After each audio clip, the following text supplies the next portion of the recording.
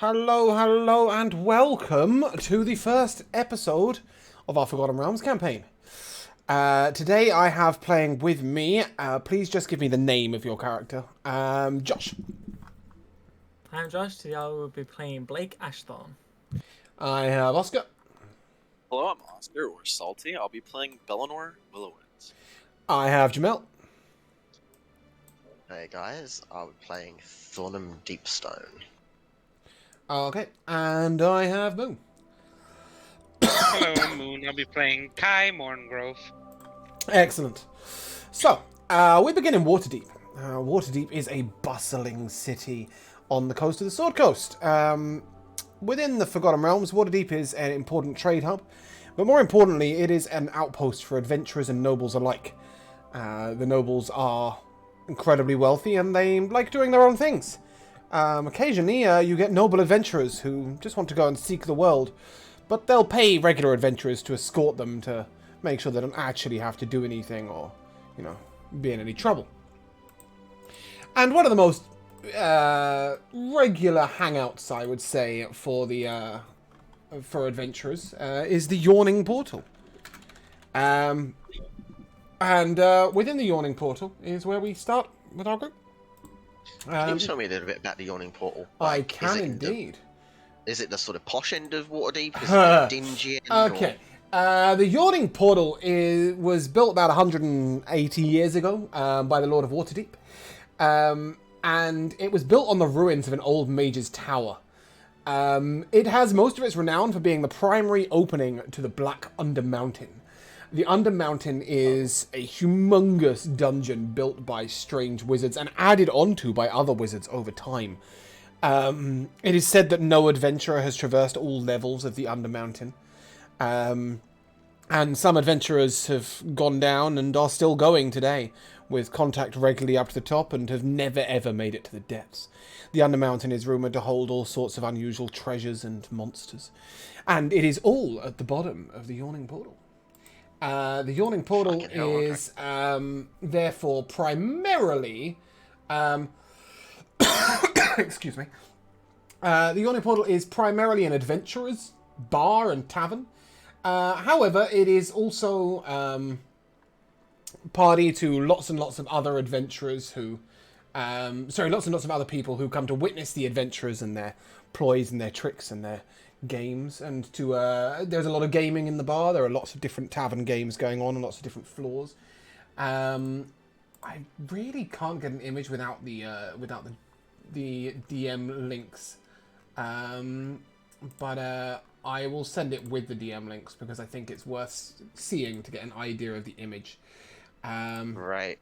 So if we move over to our map, and as opposed to Waterdeep, we have a little look at the Yawning Portal. The Yawning Portal is 4 stories high, and then at the very center is the well that leads down into the Undermountain. And there are bars on all floors, and on all floors different games are being played. What have I just done? There we go. I managed to move other things as well. So let me just cut the edges off this, and I will get it as big as I can for you. So yeah, you can see that there are 3 levels on the portal. And there are actually 4 levels. However, the 4th level is a sort of... it's a workers' area, and it's up to the very top. So there are 3 levels on which the tavern goers can spend their time and have some fun.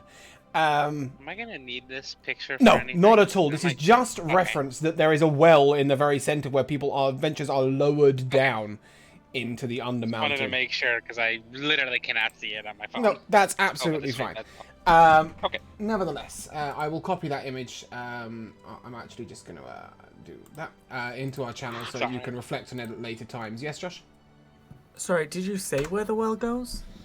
Yes, what? It goes down into the Undermountain. The Undermountain is a fathomless depths of dungeon, yada yada yada, all that things built by a mage 180 years ago. Many mages have added onto it. Tra-la-la-la. However, the important thing is that some of you are, around drinking. All 4 of you, in fact, are within the tavern. Sitting at the head of the table, I think, possibly talking to a few people here and there as they pass by. Bellinor, tell us about your character. Describe your character, please. Eleanor is a wood elf with long jet black hair. He is wearing the finest of adventurer's clothes that he possibly can, carrying with him his lute and constantly just chatting up here and there everybody around him. He is a bard, obviously, and yeah.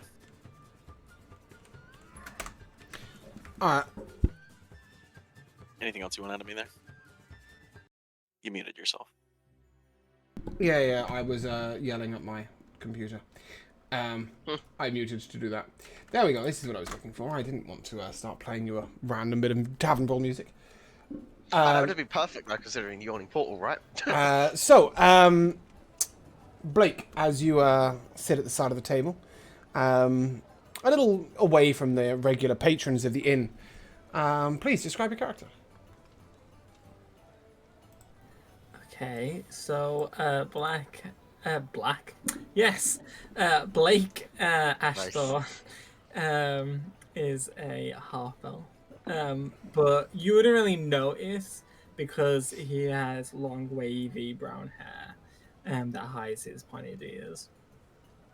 He wears very simple clothing, just a white cloth shirt that's tucked in to tight brown pants with a thick belt that cinches his waist, with just off black boots. He has a dark blue hooded cloak and carries a longbow, just a plain wooden longbow with some arrows attached to his hip. And he carries around a satchel that is oddly giant egg shaped. And we'll find out more about that later. Sitting also to the side of the table, away from most of the patrons, looking out over the tavern. Kai, please explain your character. Describe your character. Explain it. Do the same thing. Kai is a forest gnome. She is 150 years old. Most of her life she spent training in herbs and medicine, and as she grew up, she wanted to experience more of the world and bring all her medical and herbal knowledge to the world and help people out. She's more of a motherly, loving type. She cares much for her party members and wants to guide them on the right path since she's been around for quite some time. And she's looking to also delve into being a druid now because she's fallen for nature more than she's fallen for being a religious cleric. Nice. And as the three of you are sitting there, looking out over the bar, you see that sort of trouble is beginning to brew on this level of the bar. Weaving through the trouble as various people are falling and moving around, carrying a tray of drinks is Thornham Deepstone. Thornham, please describe your character. Well, it's quite interesting you'd be describing me as the one carrying the drinks, because I would have been tempted to have swung out a few punches here and there, but, you know... The ale is worth providing, no? Time round. Yeah, drinks better than fighting, that's true. So I'll avoid the fighting just for the moment. So Thornham is certainly not the tallest dwarf around. He's a mountain dwarf, stocky, looks rather gruff and hardened. He's I guess the best description would be like ex-military. He was a member of the Axis. He quit the Axis because it was just boring as fuck. Turns out Mirabar doesn't have anywhere near as much going on for him as he would like. And as for how he carries himself and what he looks like as such, he doesn't do grandstanding shows of wealth or I'm salty, Jesus. He doesn't do like big shows of wealth or material values. He likes to make himself look less conspicuous and tends to appear a bit more drab and plain and basic. Tries to be a little more modest about things. So he likes to make himself look like he's a lot less what he actually is. Cool. And as you manage to weave your way to your table and put down the tray, each one of you picks up your ale. Thornham, you pick up your own ale, and suddenly you hear a yell across the bar. And you know who this is? This is Yagra. Yagra Stonefist. She's a half-orc mercenary. She's also not really a bouncer as such for the bar, but she keeps trouble down. She's also the arm wrestling champion of the tavern. And you hear her call out across the hall, "Krantz, I'm coming for you! Don't you try and run, you little shit! I'll have you!" And she dashes an empty tavern tankard at the head of a tall human. He has eye-shaped tattoos on the top of his bald pate, and he has daggers sort of at regular intervals all the way down his side. You know Krentz is a member of the Xanathar Guild. The Xanathar Guild are the thieves and the ne'er-do-wells of Waterdeep. And Yagra is attempting to piss her off then. Yagra is attempting to chase him down. However, 5 others from the Xanathar Guild, sorry, 4 others, he's the 5th. 4 others sort of enclose in front of him and begin to block Yagra off, but that's not really deterring her. And as she picks up 2 people, she throws one off to the side, the other one she launches forward. Bellinor and Thornham, make a dex save, please. That's a 12. That's probably not going to be enough, is it? A 12 and a 9. Ah, see, we've got major problems. Thornham, you're able to lift your mug out the way just in time as this human crashes down on the table. Bellinor, you're not so lucky. Your mug's knocked onto the floor, and I'm sure as this infuriates you, please, all of you, roll initiative, because this tavern brawl's coming to you whether you like it or not. Oh, I don't get lucky, do I? Question about No. this tavern brawl. We're not killing, right? It would be very ill-advised, but you can let me know exactly what the fuck else you're doing. Okay.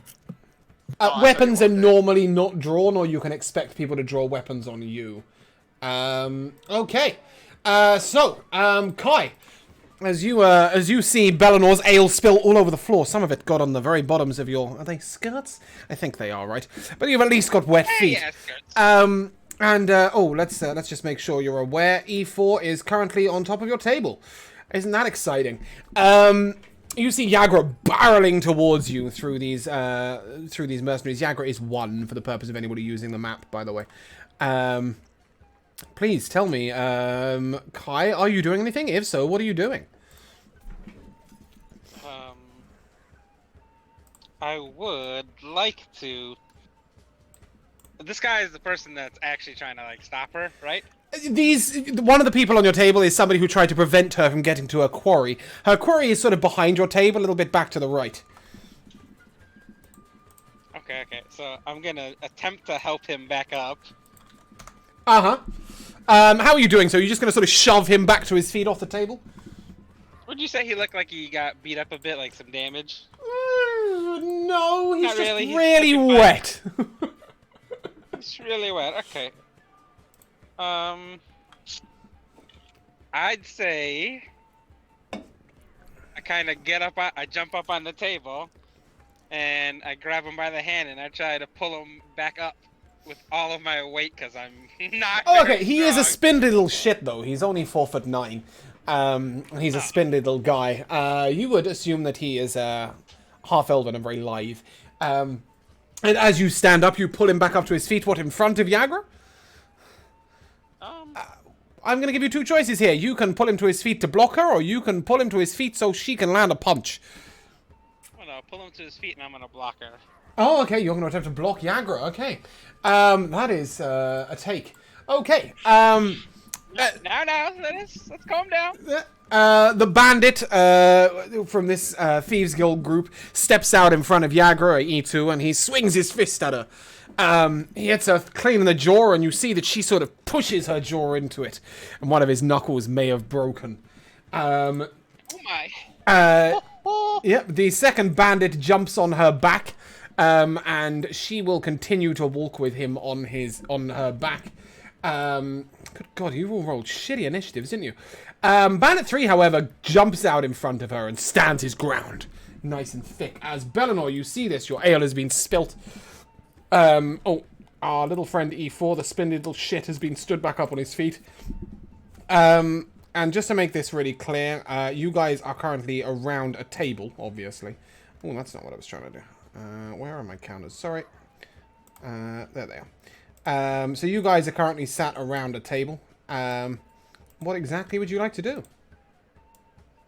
I'll look down at the drink that's been spilled on the floor and look over at the person who tossed them at me. But knowing that, she's the bodyguard of this establishment at this point, I'll chuckle a little bit to myself as I strum a note into my lute, and I look over at Thorum and I say, looks like we're about to have some fun. And I'm going to give him Bardic Inspiration. Lovely. And then I will, with lute in hand, walk over and get behind E4 and just smack him over the back of the head with the lute. Oh, beautiful. I will take a chance to hit. Use your unarmed strike for this. Which one are you hitting here? I can't find your damn counter. E4. Oh, the spindly little guy. What was your roll to hit, sorry? 16. 16, nice. As you bash him around the head with the lute, I'll take a 1d4 plus your strength modifier, please. For a makeshift weapon. It's going to do 0 damage. Is it? Yeah, Your strength that's a 2 modifier is a minus -2. Sick. Okay. But, you disorient him a little bit. He'll make a con save. See whether he's a little dazed. Yeah, he was a little dazed. He'll make his next attack at disadvantage. At this point, E3 is going to swing another punch at Yagra. She sort of looks at him and then, purposely tilts her face so that he's going to get her right in the mouth. And then she just goes, ah! And he lands his fist right in between her teeth. And she takes a bite at one of his fingers. At this point, you notice that our little friend E5 is looking a little woozy. And he kind of questions his previous decision-making and takes a step to the side. Thornham, you're up. Looks like she's got her hands full a little bit. I'm really sorry. Thornham, you're not up. Blake, you're up.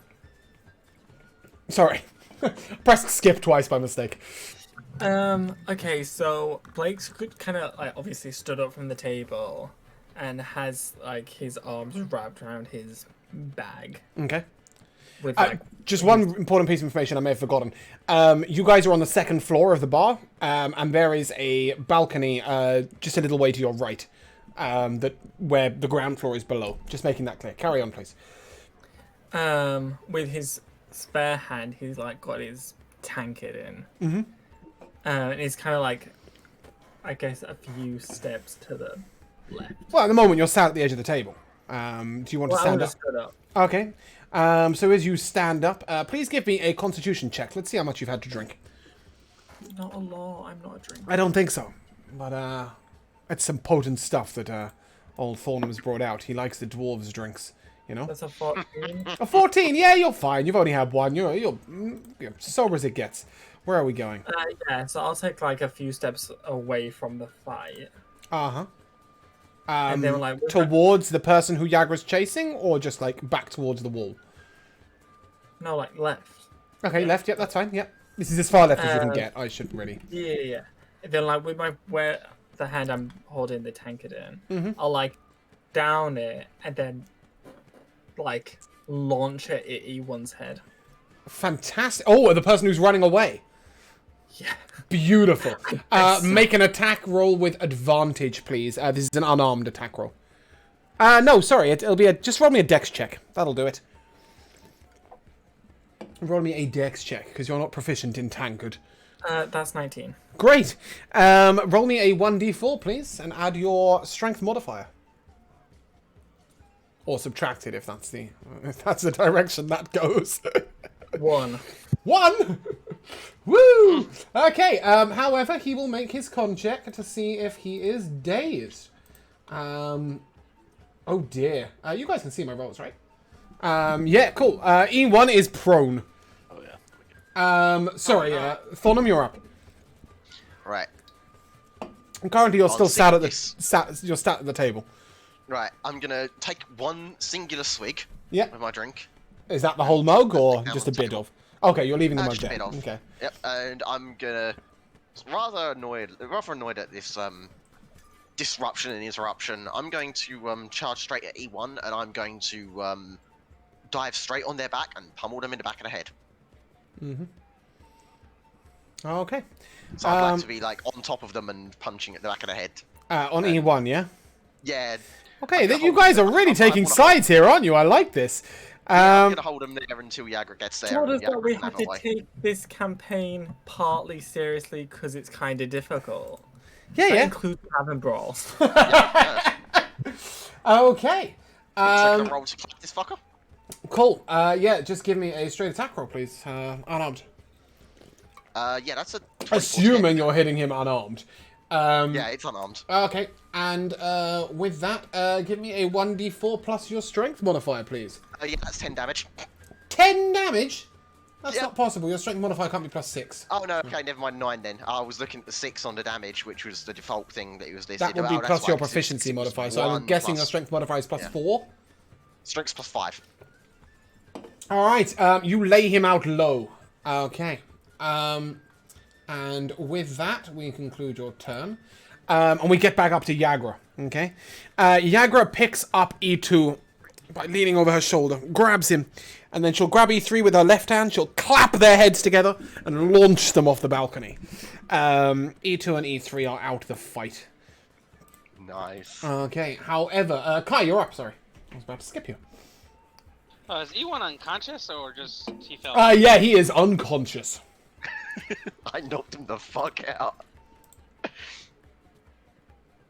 So E4 and E5 are the only ones left? Yes, and E1, of course. Oh, well, I mean, E1's unconscious but alive, as are E2 and E3, but E2 and E3 Yeah, I are was just wondering unconscious, if you- alive, and on a different floor. I'm going to cast Minor Illusion. Mm-hmm. And I'm gonna make it sound like coming from the stairs from wherever the entrance would be Yep. to this. Make it sound like there's guards coming for them. Ooh. Like there's guards screaming coming to help, coming to capture them. Okay, I'm just gonna let you know a couple of things about the yawning portal. If Yeah, the or a bodyguard, whatever. yeah, bodyguards 100%, absolutely fine. If you Whatever makes assault, it. but I'm just gonna let you know, if you assault or impersonate a lord, you are sentenced to death. You are assault or impersonate an official or a noble, you can be flogged and imprisoned for up to a 10-day. However, pretty much anything else goes in this bar, except damage to property, where you'll be fined double the cost of the property damaged. That's it. Everything else is go. Murder is murder a citizen without justification can give you 10 years of hard labor. Isn't being flogged like being led around the streets whilst being whipped and shit? No, actually, they tend to tie them to one particular bar in the centre of town, one particular pillar in the centre of town, and flog them there. Yes. Flogging is capital punishment. Nevertheless, as you let out this minor illusion, can I have a performance check, please, from you? Sorry, performance or deception, whichever you prefer, Kai. Those are the exact same. Yeah, they might be for you, but they could be completely different, right? So it's also about what you think your character is more likely to. Nice. E4 looks over to the door and turns to Yagra and his bodyguard's coming, you better back out. And at this point, you guys hear a rumbling low voice. Not the only person that's coming. Get out! And you see a 11-foot half-giant human. He's half giant, half human, if that makes sense. Sort of very big guy, or half ogre, I suppose, is what you'd be. He's an ogrelon, is the name of it. And he will pick up E4, E5, and Yagra. and he will carry them all down the stairs and lob them right outside the door. He is the official bouncer for the Yawning Portal. And his name is Gorok. Gorok. And with that, as the tavern brawl comes to an end, you see the unconscious body of the E1, who is... sorry, I need to switch tabs. The unconscious form of Krentz, who is a bandit leader, I guess, for the Xanathar Guild, the Thieves Guild, lying next to your table. Does anybody care?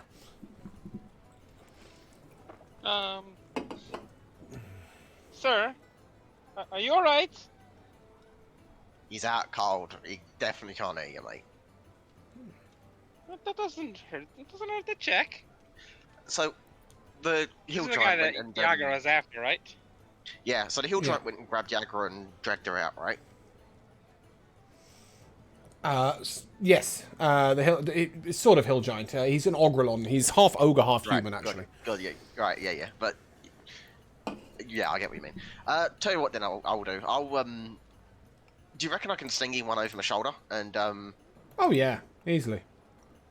yeah, I'll just, sing him over my shoulder. I'd like to, throw him outside for Yagra. Okay. See what she has to say with him. As you get down there and throw him out towards Yagra, you see Yagra is making her apologies, and she looks over to Krentz, but shakes her head. It's not worth the trouble, just for an insult to her pride. And she re-enters the tavern bar, looking a little bit calmed down. However, as she does, you guys hear a scream from downstairs.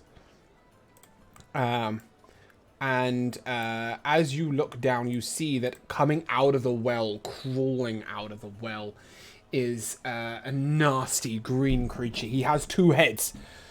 And these two heads are having an argument with each other. Eat the human first, eat the dwarf, eat the human first, eat the dwarf. They're arguing with each other as they come up through the portal. And you see a dwarf and a human just sort of collapse on the floor at the entrance to the Undermountain as a troll comes up behind them, a two-headed troll carrying a battle axe. A lot of the patrons scream and move out the way and attempt to get themselves as far away from the trouble as possible. I turn to my party. What will we be doing? Uh-oh. There's a reason why people are moving away. I'll probably get my hands on one of my light battle axes. Or, sorry, my hand axes, and I'll be ready and backed away. But... no, we don't do this. No. Trolls are nasty. Wow. The troll is about to ruin your favorite bar. That's a troll.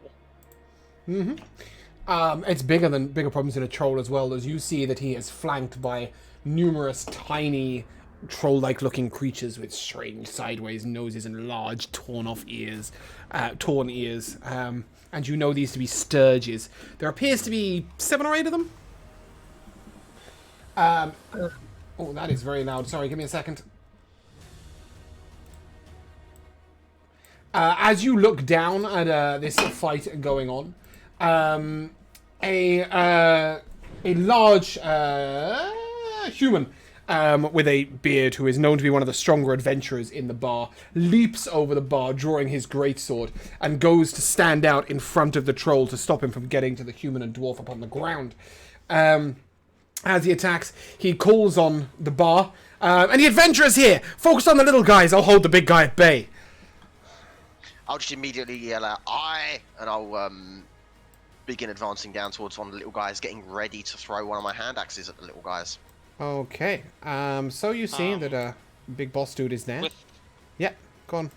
With clearly that we're gonna begin to start combat, I'd like to cast Bless on my 3 party members. Yep, absolutely fine.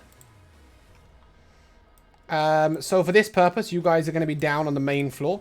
And we're not going to do any vertical combat. We're just going to do the map as you see it. If you guys are using the map, it shouldn't be too complicated. You shouldn't need the map all that much. Oop, you're a bit big. Just bear with me a second. You see now why I needed to do a lot of setup today. For those who don't know what bless is, any attack rolls or saving throws you do, you add a d4 to it. Unless you make a saving throw and an attack roll on the same turn. But that's yeah. It says on your once per turn. It's a bit confusing. Is it blessed that's once per turn? It doesn't say once per turn anywhere for me. Okay. I thought it was just period until. I didn't think you could use concentration bless on gets 2 broken. attacks in the same turn. Well, my spell just says they can choose to use the d4. That's all it says. It doesn't say anything specifically restricting it. Cool. Yeah, just a d4 to your attack I will rolls. check while you're doing that, though.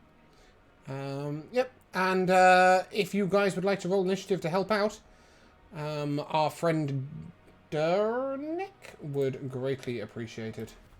He's not called Dernick, is he? What was he called? Dernan! Oh, I'm just missing Kai's initiative.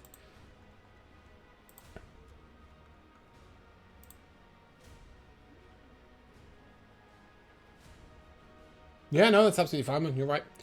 They do it as many times as they like. Yeah, I guess so. Cool. Yeah, I didn't think there was limits, but I never checked, so Yeah, it no, didn't hurt that's to fine. look. Okay.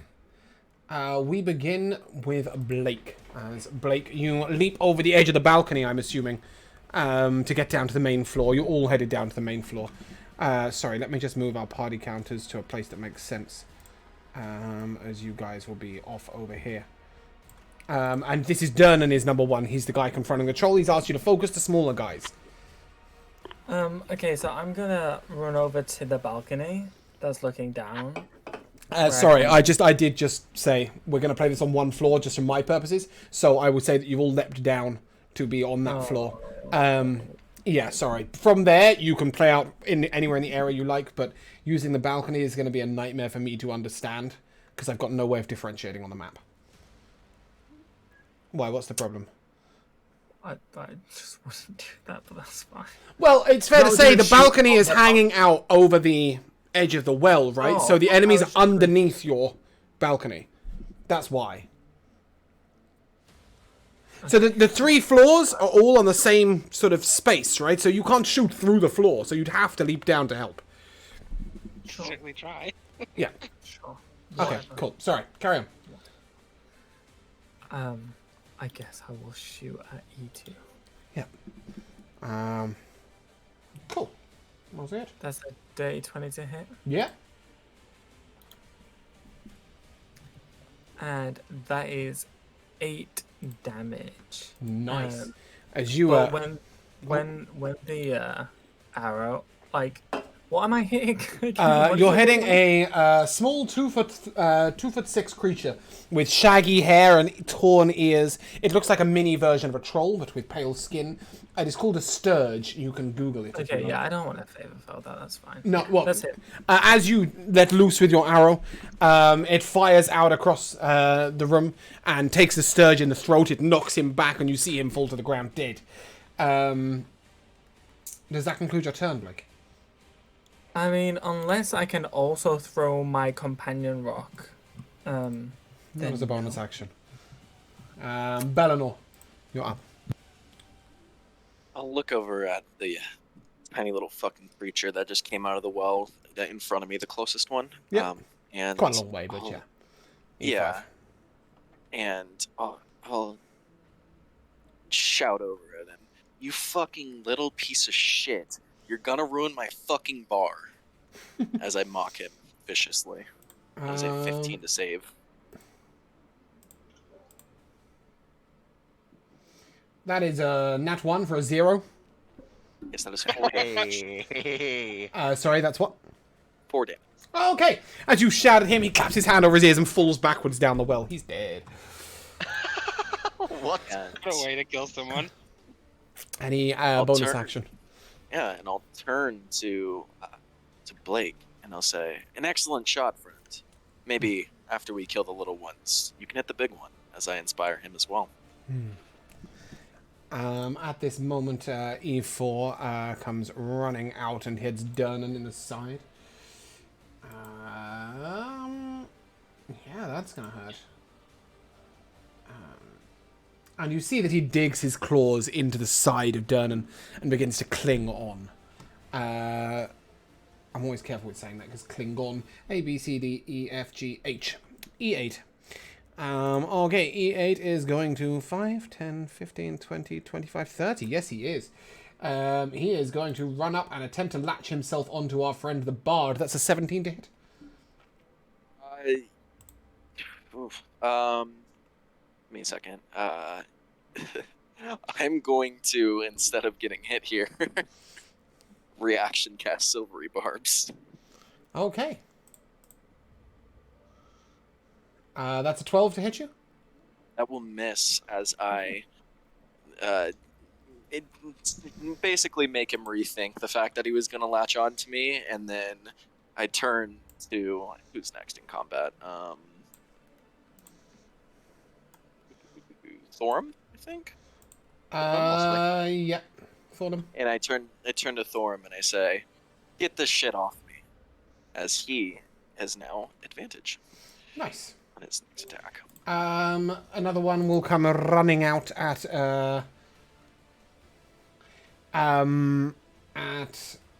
Kai. Kai, that's a natural 20 to hit you, I'm afraid. However, it is only 5 damage. You're not rolling to us. Am I not? Oh, it's because we reset the new next combat. Okay, the following rolls will be to you. Our little friend E3 is going to move up to Durnan. And he will attack at him. And miss. E7 will make his way over to Durnan. And we'll attack at him. That's a 23 to hit. Scary, scary. For 4 damage. Good God, what was your initiative, guys? E1 is 5, 10, 15, 20, 25, 30. Unable to get close enough to anybody. My turn. E6, 5, 10, 15, 20, 25. Yep, he can get behind him. Okay, Durnan is... Armor is going to hold that off. Thornham, you're up. This is a tough call because I need to get my party clear, but I also need to get Durham clear. First things first, I think I need to get my. I think I need to get my party clear first, and then I'll try to get rid of the rest of the mobs. I'm going to charge up towards E9 and attempt to cleave his head off with a great axe swing. Moan, I've got your initiative as 0. What? You have advantage. That can't be right, right? And you have Bardic Inspiration. No, I had 19. Oh, Unless we rolled again. I will give And you 2 inspiration. turns in a row at the end of this. I I was like, yeah, why didn't I get my turn? Because it came up as a 0. Yeah, Thornham, you have a bless. inspiration. You have a bless and bardic inspiration. Come on, use your shit. Wait, you said advantage, right? So yeah, I rolled with advantage. And what's You the have other advantage thing? and bless and bardic inspiration. If you can miss, Bless it's and incredible. Bardic. Yeah. Okay, so how much is bless? and It's a how much is D4 bardic? and a D6. Okay. Right. Okay. Okay. It's pretty hard to 15 get. hit. I don't even know who you're swinging at. Is this E9? Yeah, E9. Yeah, cool. Yeah, I'm gonna try to lop his head Okay, off with my great please. axe. Yeah, lop his head off. Yeah, that's as nice you damage. swing low, yes, sweet chariot, he is dead. Does his head just go tumbling off the balcony or some shit? No, because you guys are still on the ground floor. On the balcony. We're not on the I thought balcony. you said you were I have on made the this balcony. clear like 3 or 4 times, because Josh tried to shoot from the balcony. Help it, woman. Okay. Nevertheless, that is E9 dead, and at this point, would you like to use your movement speed to get closer to another guy? Yeah, I'm gonna like get in front of E1 and sort of get to an area where I can Get sort all of up bopping in his hit grill. E8 Yep. right between the two of them if I can. Okay. At this point, Durham is going to take a couple of swings at the troll. That is, one will hit, one will miss, and he will make a... Ooh, my mighty me. Okay. That is a... Cool. And the troll will attack back at him with a bite and a couple of claws. Okay, however, the bite and the first claw are held by Dernan's armor, but the second claw does get in, dealing 9 damage. How's Dernan looking? Is Dernan okay? Yeah, he's very, very okay. Cool. Kai, you are up. Okay. I'm a little upset with these guys, so where am I? Okay. I'm going to cast Sacred Flame on E6. Okay. What's the range on that? 60 feet. Oh, okay. I thought it was the one that was 15, but... okay, A, There's B, a C, D, E, 15 F. dex save. Hold on. Yeah, I'm just trying to work out which letter he is. He rolls with disadvantage. That is an at 1 for a 4. Okay. So he takes 4 damage Oof. as green flames erupt around him. Okay, and yeah, he goes up in flames, and you just see him as his hair burns down, and you see his eyes melt with radiant damage. He did. Oh, that's 1. Any bonus action? Nope. But Okay, you said I get. I'm going to go to Blake and come me. straight back to you. Just because you would go after Blake in the initiative. Blake, you're up, Fair. and then I'll come straight back to Kai. Okay, I'm gonna take another arrow and aim for E4. Okay. Okay. And I'm gonna use my bless Yep. and bardic inspiration. Do you have which is Bardic? a 4 and a 6, Yeah, I've right? already inspired him. Uh-huh. 4 and a 6. So that's 12 to hit. That'll hit. Nice. Just for clarity, you're hitting E4, correct? Yeah. Okay. And that's 6 damage. Yep, you whistle off an arrow across the bar, and this one takes him right in the ear and just pops out the other side as he falls sideways and dies. Okay, that leads us back to Kai. I'm gonna bop E8 in the face with another Sacred Flame. Okay, so E8, that is you. He makes his roll at disadvantage. That is a 8 for an 11. Nope. Okay. Oh, unlucky. That's only 1 damage though. Okay, a massive pillar of green radiant flame comes down upon his head and deals 1 Yeah, it damage. misses. He seemed particularly enjoying these strange flames. You must be the only person who is capable of not killing a 2 HP monster. That will conclude your turn. Yeah, that made me feel really bad. Good. Bellador, you're up. I'm pretty sure you would have killed him with a tankard. I'll bring out my rapier and I'll slash at the little imp in front of me. Okay. That is the one that has already been wounded by this pillar of flame. Please make your attack. It's a 21 to hit. Yeah. Can you do For 0? 9 damage. No, okay. Cool. As you see him burning in this strange pillar of flame and seemingly doing a little dance and enjoying it, you just lop his head off. Enough of that. Stop your silliness. Okay. E3 will make a bite at Durden. I have made a dex roll. Sorry, any bonus action, Bellador? Any movement? Yeah, my bad. I'll Cut you off. point at the head as it goes flying towards the ground, then I'll say, "You see this, Thornham? This is what you should do to the big man." As I inspire him. Okay. I can only give him a shot. Let's do it. Thornham, that's an 8 to hit you. Yeah, no, I'm just gonna shrug that Figures, alright, it's your turn. off. I'm gonna show him exactly what a hit is like. I'm gonna go and try to rip his head off with a great axe again. Mm-hmm. It's a low Go swing. for round 2 of great axe decapitation. Yeah, that's a 15 hit. And again, as you swing low, you're sort of like you're playing croquet. You just bowl him. You were trying to chop his head off, but instead, what you've done is completely separate him down the center. You're right, Salty. Okay, well that's with that 16 damage. Yeah, okay, he's definitely in 2. He is completely obliterated.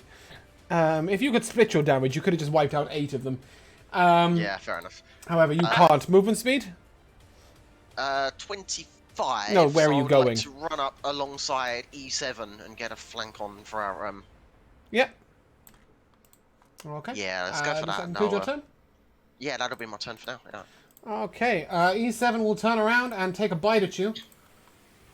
You can try. That's a 24 to hit you. Okay, that's it. Yep. That is 7 piercing damage. And Ow, you okay. feel that your blood is beginning to get sapped as it buries its claws in your side. Ow. Yeah, ow. This dude is, for some reason, still alive. Go die. I've killed you off already. Dernan will make his 2 swings. Is it 2 swings? Should be. Yeah, okay, they both hit. So that is a 46 plus 10. That is 23 damage. Cool. The troll will swing back with a bite. A claw. And a claw. Only one claw penetrates Dernan's thick armor. And deals 10 damage. Blake, you are up. Okay, I'm gonna take an arrow out, but on the tip, there's like, it's a little bit serrated, and I'm gonna fire that at the troll. Oh, okay. Please mute your keyboard, whoever that is. Having a wrestling match with it. Carry on, Blake. That's a 15 to hit. That will hit. Shit. Thanks, Jimmy. Okay, that is 9 damage, and then as the serrated edge like seeps into his like chest and bleeds a little bit, that's gonna mark him. And that is an extra 4 damage, so that's 13 altogether. Nice, really solid hit. You see the troll is beginning to get a little bit wounded. However, you do see that his wounds seem to be regenerating over time. Give me a nature check, please, Blake. Oh,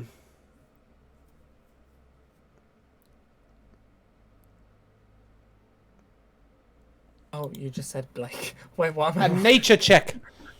Okay.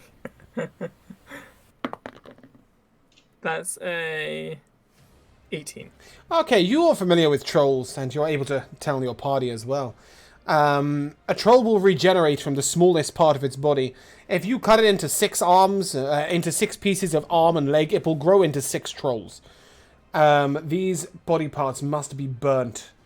Otherwise, it will not die. Go on. Go on. That don't make no kind of sense. What doesn't make any sense?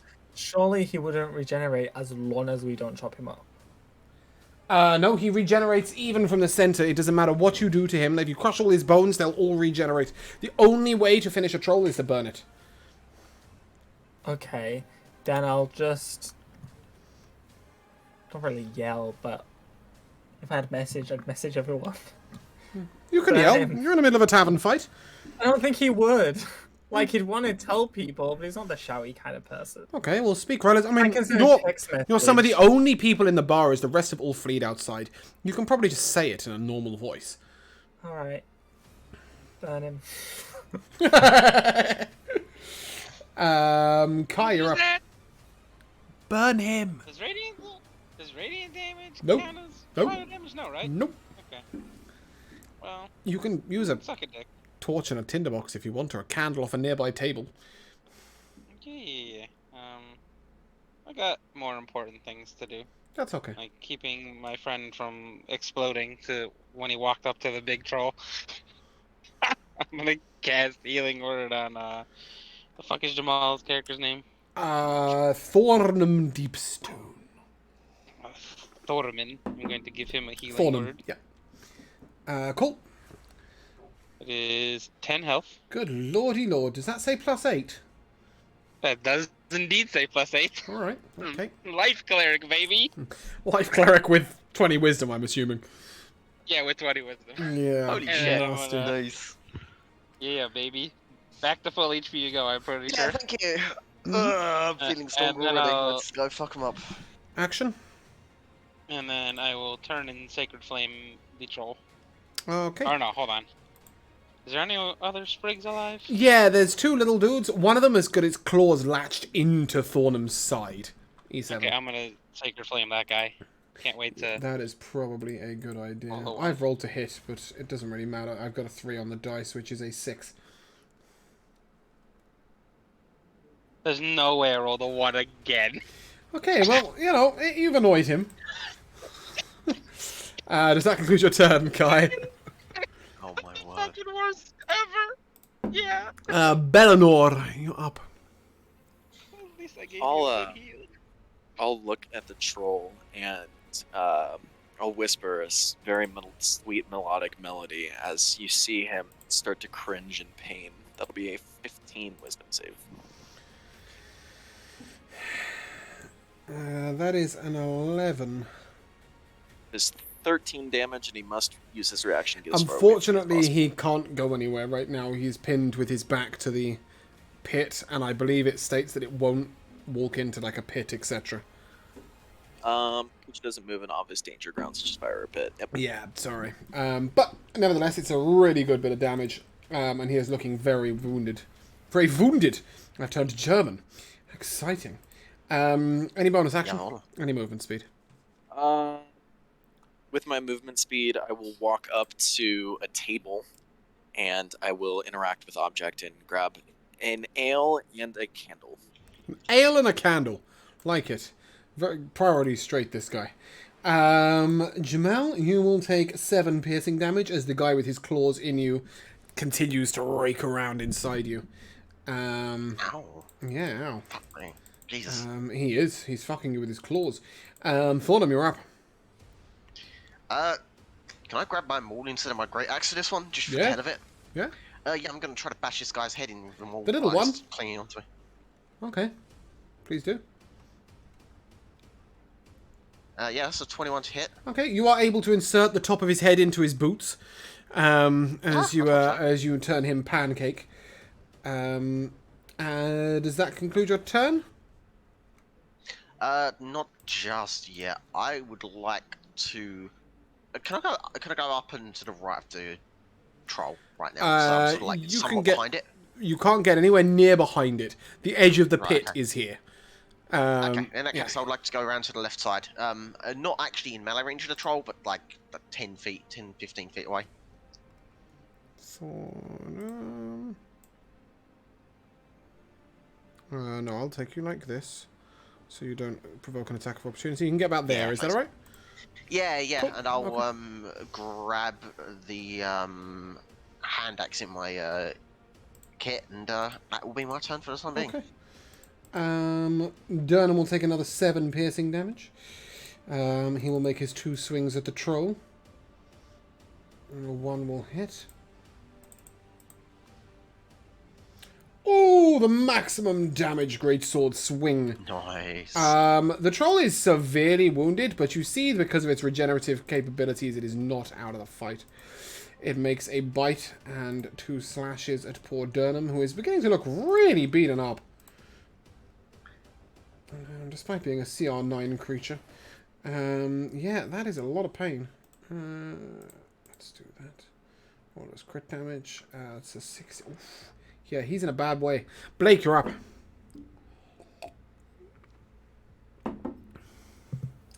Hello.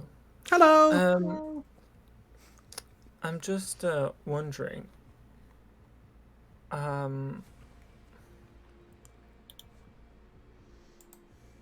So I have a lamp.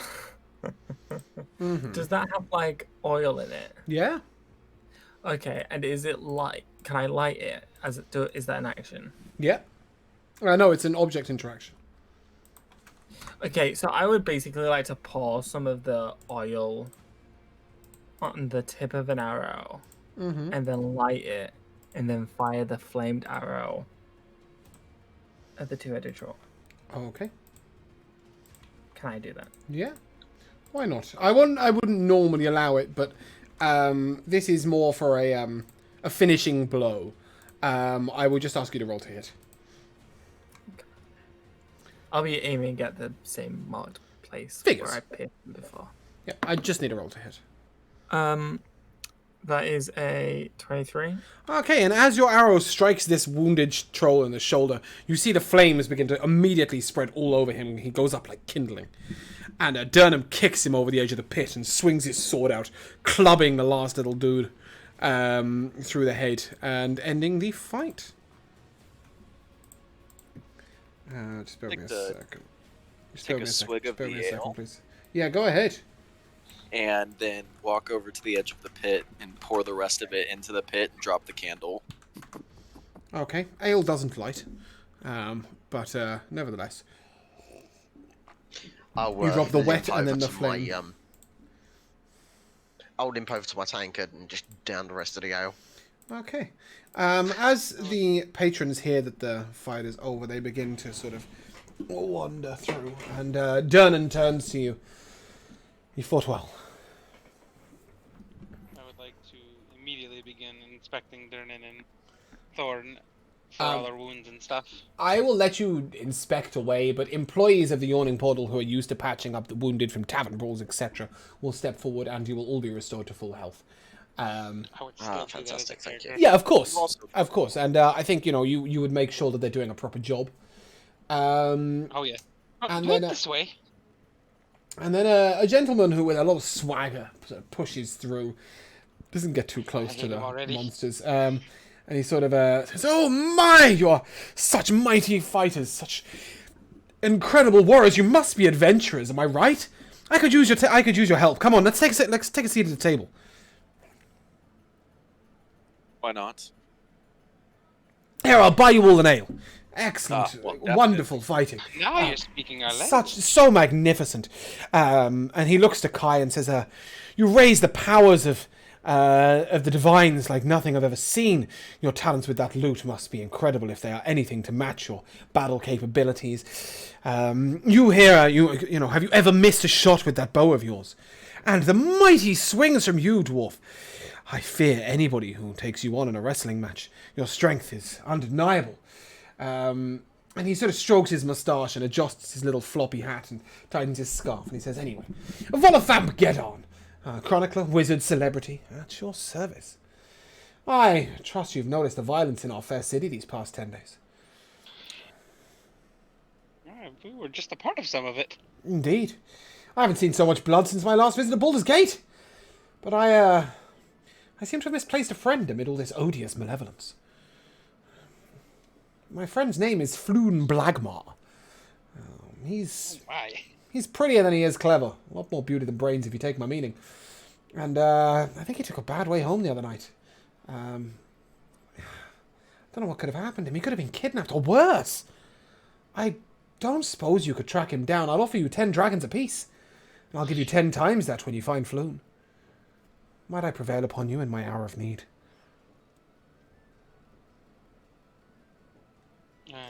Without all the fluff, he's offering you 40 gold now and 400 gold on finding him to find Floon Blagmar, who may or may not have been kidnapped on the road home the other night.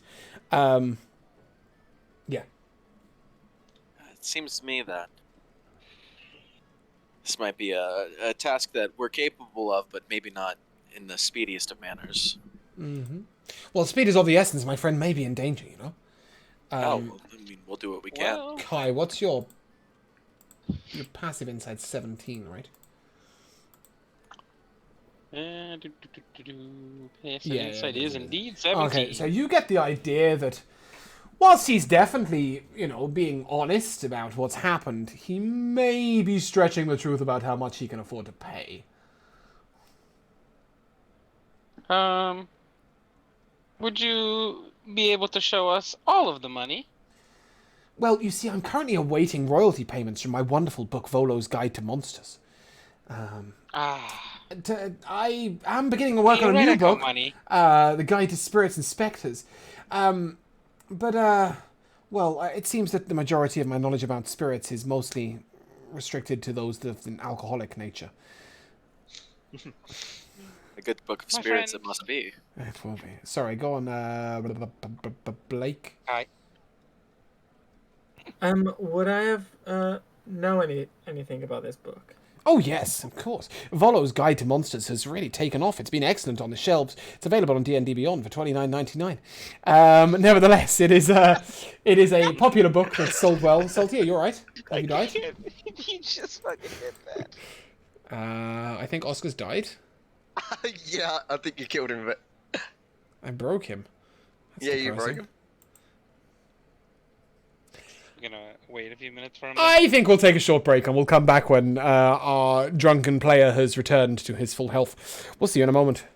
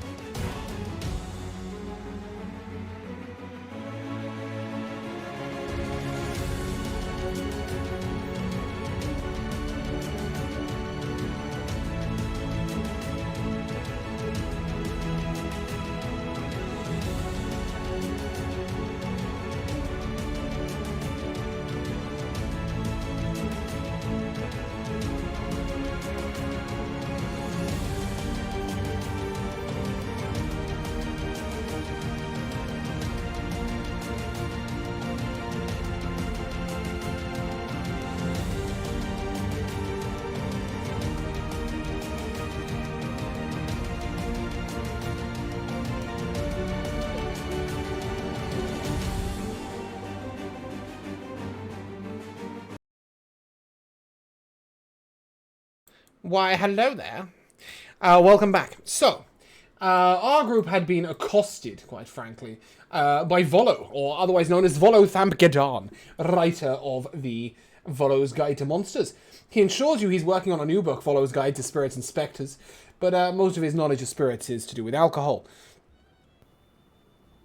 So I would have known of this book.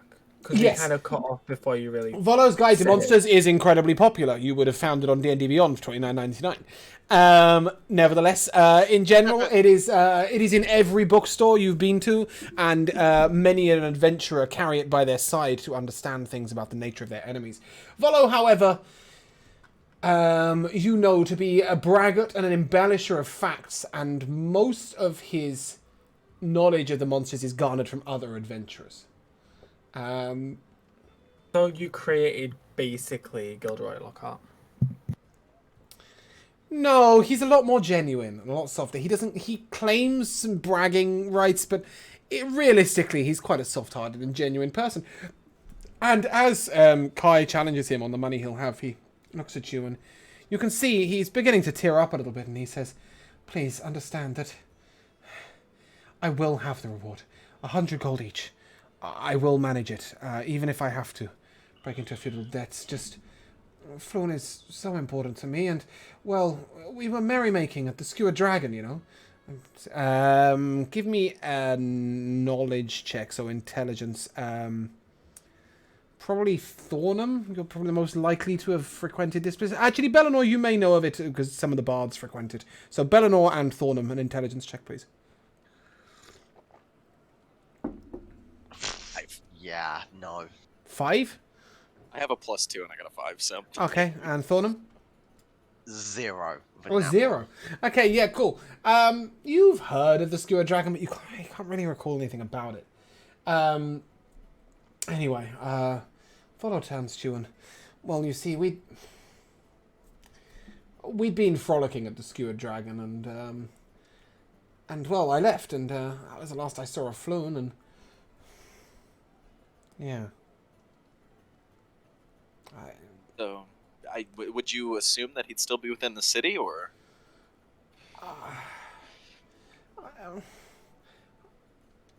I'm not so sure. So you'd want us to start from the Skewered Dragon and then make our way from there. With the insight check that Kai gave me earlier, or the passive insight of Kai, it's not that he doesn't necessarily know all these facts, it's that seems to be very reluctant to tell you everything. Well, my friend, if you wish for our help, you're gonna need to give us everything you got. Are you Or holding stuff There'll from be us? no helping. Give me a persuasion check, Kai. That was your job, Bellinor, but you seem to have dropped the ball on it. Well, I mean, unless he it was his shared that insight check. information Yeah, with it's true. me, It's true. Actually, I'd forgotten about that. Your persuasion check? 8. An 8. It's not that I'm withholding so much as some information may not be pertinent to the case. I mean, any information is pertinent to the case. Well, I guess we're just not the group for you. All right, okay, fine. And at this point, he begins to cry. It's just, well, I think it was my fault. I was struggling with writer's block, and I went down to see Floan at the Skewered Dragon, and well, the Skewered Dragon, it's cheap, but it's dark, it's bawdy, there's always trouble there, and I don't know what I was thinking, but I said we'd go down there because it's all I could afford, because I was struggling for money, and it was before the Guide to Monsters really hit the shops, so I hadn't really got any income, and, well, I may have given him a few extra drinks because we were gambling and I was winning, and, well, he was drunk, and then I ran off with another tavern maker, Tomness. He was there, and he was so lovely, and he was so funny, and I just thought maybe I could go off and spend the evening with him. And, well, Floan, as I said, he's a lot more beautiful than he is brawny, and he's an easy target, and I should have walked him home like I always do, and I didn't. And now he's gone missing, and it's my fault, and I know I should have stayed with him, and I would probably start the search at the Skewered Dragon, but maybe in the daytime when it's less dangerous, and I don't know. don't know anything else. You said 40 gold up front? Yeah, 40 gold and a copy of my book. And he'll give you a copy of Volo's Guide to Monsters, and whilst you might scorn at that, it will in fact give you advantage on all Arcana and Nature checks to identify monsters that you're fighting and their weaknesses and strengths. I'm gonna assume I I would take like- that. I think it would probably go to Blake. He's the survival knowledgey one. I am the Arcana Yeah. one now. Yeah, it depends on the nature of the beasts, but he'll happily give you 2 copies, or 3, or 4. You can take one each. Hell. I would Go just on, like Ty. to nudge Blake and kind of whisper to him, since he held information, maybe ask for a little more, maybe 120 each. Do you want to nudge Bellinor instead, who would actually be the Sorry, sort Bellinor. of the Sorry, bard, that's and B the sort of person who'd ask that Sorry, sort of Blake is question. fucking Josh. My bad. Yeah, go ahead. Blake. Eleanor, sorry. Go ahead, Blake, first though. With Bellinor wanting one of his books, I'll just take my copy out of my bag and give it to him. Just like, Oh, you had a copy already. yeah, it's not accurate. It's Um, more just. That's what you said. No. Right. I said that he brags that he's encountered these monsters himself, whereas the information is supplied by adventurers and trusted adventurers. However, the information in it is precisely correct. It's just that he didn't encounter the monsters, other adventurers did. Ah, Does that make sense? Right. So he's bragging about his sources, but his information he's presenting is correct. Hence why it will give you advantage on identifying creatures. But he'll sort of look at you and, all right, look, I know that I didn't fight them all myself, but trust me, the details there are correct. I have spoken to many trusted adventurers and many strong warriors. Even the Lady Illustrial herself contributed some of the information in there. As someone who appreciates art books, would you mind signing my copy? Oh, why, of course.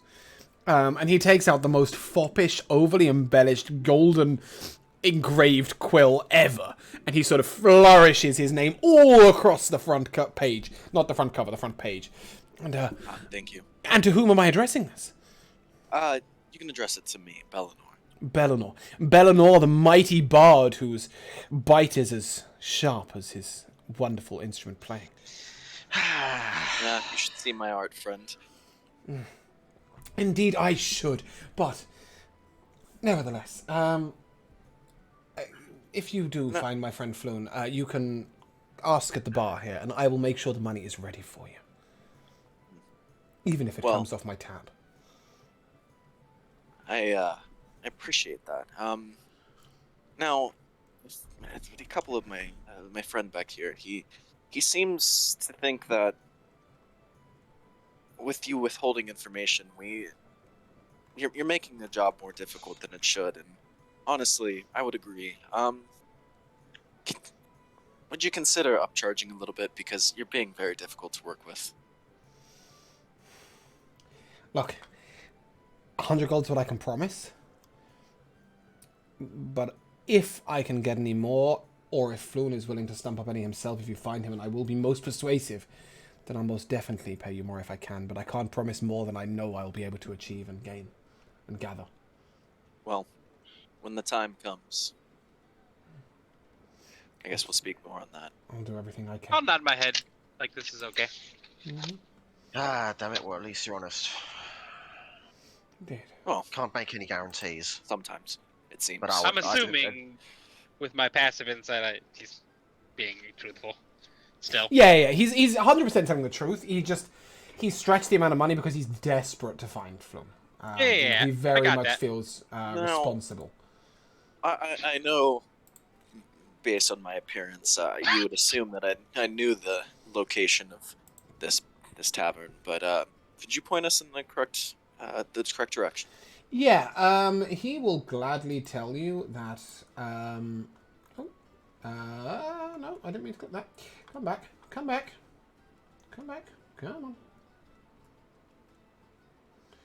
on. That the Skewered Dragon is in the dock ward part of town. It is a rough part of town.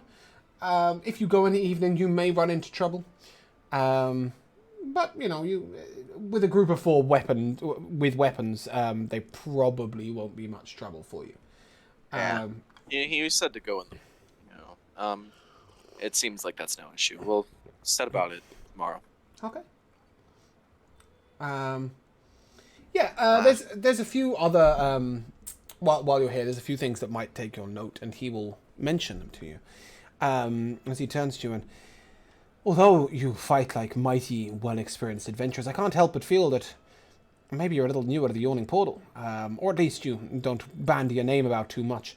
I think it's fair to say up until this point, the group has done jobs that wouldn't really gain the notice of the Yawning Portal. They're far more likely to be small-time jobs. So Really good at finding cats. yeah, you know, those sorts of little jobs. And he tells you that there's a couple of other jobs in town, and he'll point you out to a few things. So, in the Yawning Portal, first of all, there is a bounty board upon the wall. The bounty is for specific creatures and monsters that are known to be in the area. For example, there is currently a bounty out for a hill giant, and there is currently a bounty out for X-Crag. X-Crag is known to be a leader of a small band of goblins who've accosted travellers upon the road.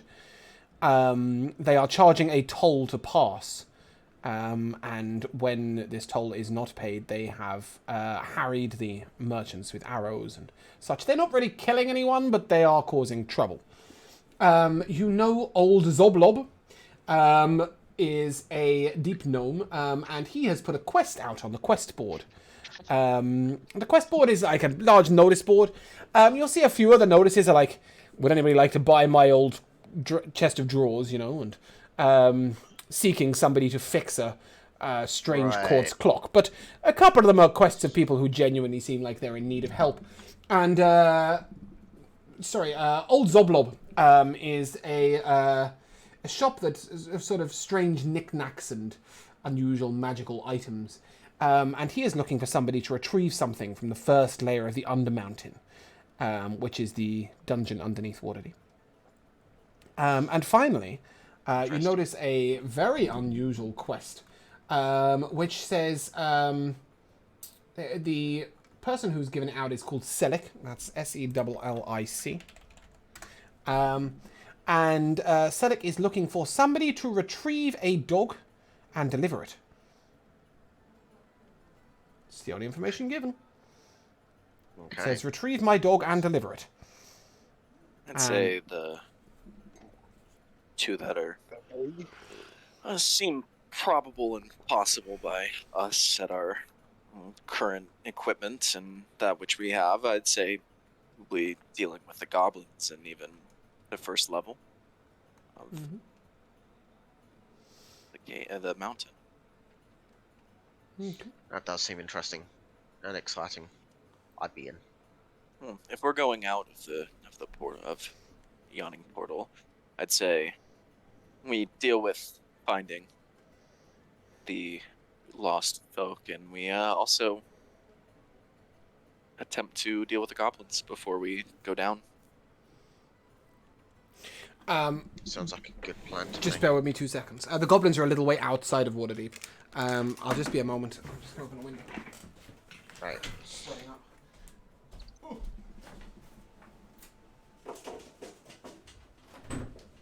But yeah,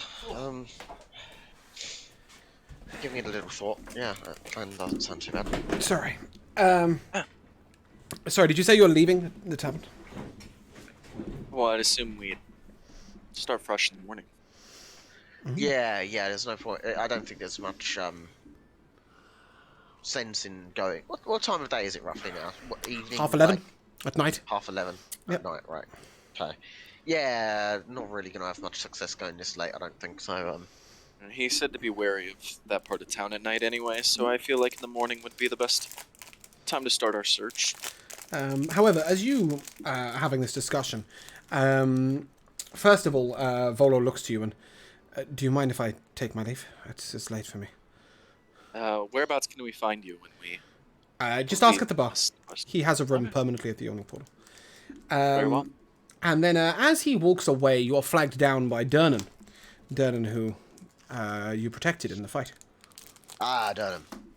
I'll walk over and I'll reach out my hand and I'll say, You fought very bravely against that troll. Well, adventurers, you fought well too. Just thought this was a good opportunity to come and introduce myself. Yeah, I'm sure you haven't heard of another adventurer like me. My days of adventuring are pretty much behind me, but nevertheless, my name's Dernan, and there is one still small element of adventuring I still do. Once a 10-day, I take newer adventurers down to the first level of the Undermountain. And show them a few of the hooks down there. A few of the different places where adventurers can get to grips with things. As newer adventurers in town, or at least newer to the Yawning Portal, should you at any point need me to guide you down there, I'll be more than happy to oblige. And also, and he turns to Blake and hands you 3 arrows. I retrieved these from the bodies. Am I meant to be keeping count? Yes. Well done, That puts you back to 20, so don't worry about it for now. yeah, definitely like to enlist your services. You're a trusty blade, and you know how to fight. Oh, well, I'm no one for hire, but I will gladly, as I say, escort you down next 10-day. You won't be the only adventurers who come down, I'm sure. Yeah, well, coincidence it is. We happen to see a quest upon the board to go down to the first level as well, so that just lines up perfectly for us. Aye, do be careful. Quests in the Undermountain tend to be at the further reaches of the levels. Although I'll be giving you the tour, I can't promise we'll see every room on the first level. The dungeon is a vast and unfathomable depth. Nevertheless, I've seen the quest you mentioned. It might be a good place to start in a little while, you know, perhaps when you've got to grips with a few other things. Oh, and as such, that does remind me. And he sort of looks over at you and, well, you definitely were valiant in the fight. Just bear with me a second while I do something.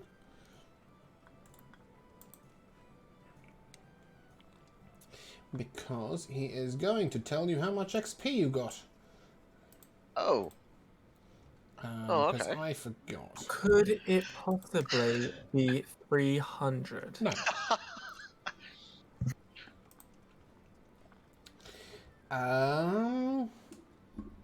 It's 140. Oh, okay. You don't get any XP for the troll, despite landing the killing blow, because you didn't really do any of the damage, but you do get XP for all the sturges. We add that now. You can indeed. Please do. 140, right? Yeah. And he turns to you and don't be surprised if the innkeeper has a reward for you. Surely he gave me a little reward. Perhaps he might give you something of the same nature. He was very glad that his tavern wasn't too damaged before the guard got here. Free cake for the night? Is that Free what cake? you got? No. The offer was quite unique to me. I don't know what he'll offer you. Fair enough. Well, should you have any other questions about the town and about the life of an adventurer, I'm more than willing to oblige, in exchange for an ale, of course. And I'm assuming we can find you here. as always, Wow. this is my place of being. You will notice that he spends most of his time standing behind the bar, answering the adventuring-based questions that are posed to the bartenders. Yeah. Well, you were in luck anyway. Next one's on me. Good. Well, I most appreciate it. When he hoists his tankard to you and drains it off and hands it over.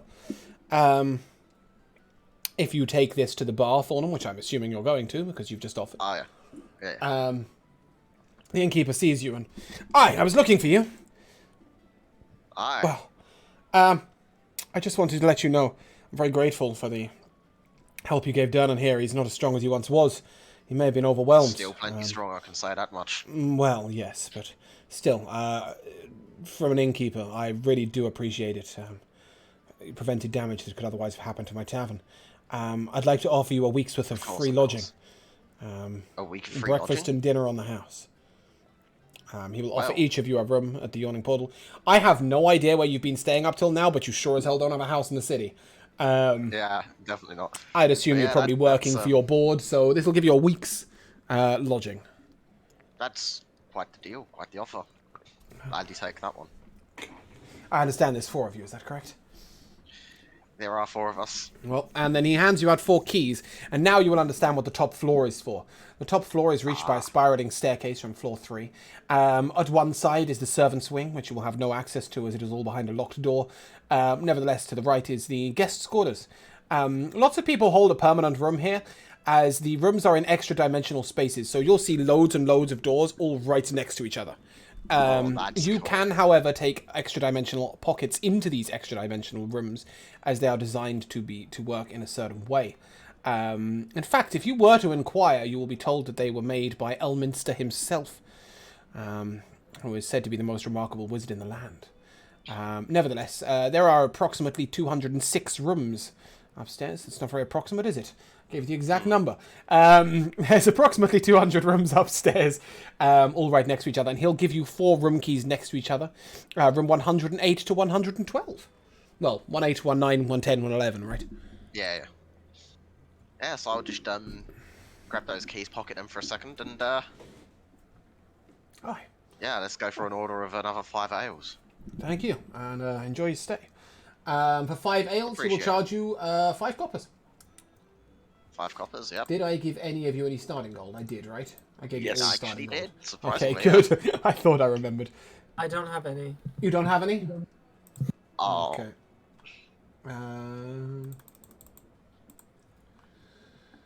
Oh, that's a lot of numbers. I'm revealing my methods here. You will have 3 gold, 7 silver, and 6 copper. 3 gold, 7 silver, 6 copper.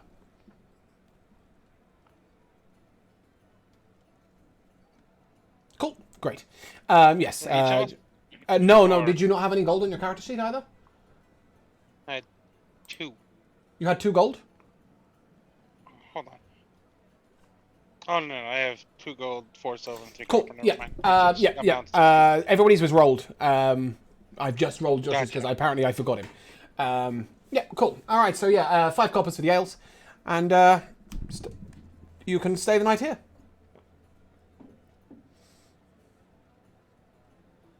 Anything else? Alright.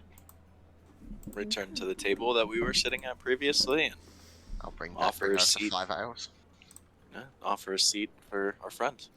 Yeah, he'll most definitely take it, and when he comes and sits at the table, he'll begin to tell you a particular tale of times past. And I'll bring my lute out, play along to him as he Lovely. tells his tale. He tells you a tale of the time that Bruno Battlehammer came upon the tavern. Not that long ago.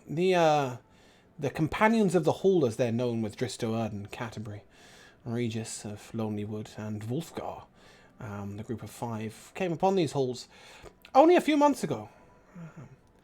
And he tells you that rumours are they're headed to the far south, where a wasting disease is laying trouble to the members of Chult in the south. Nevertheless, when he last saw them, they were just returning from putting down an evil dragon beast, Ion Grassamar.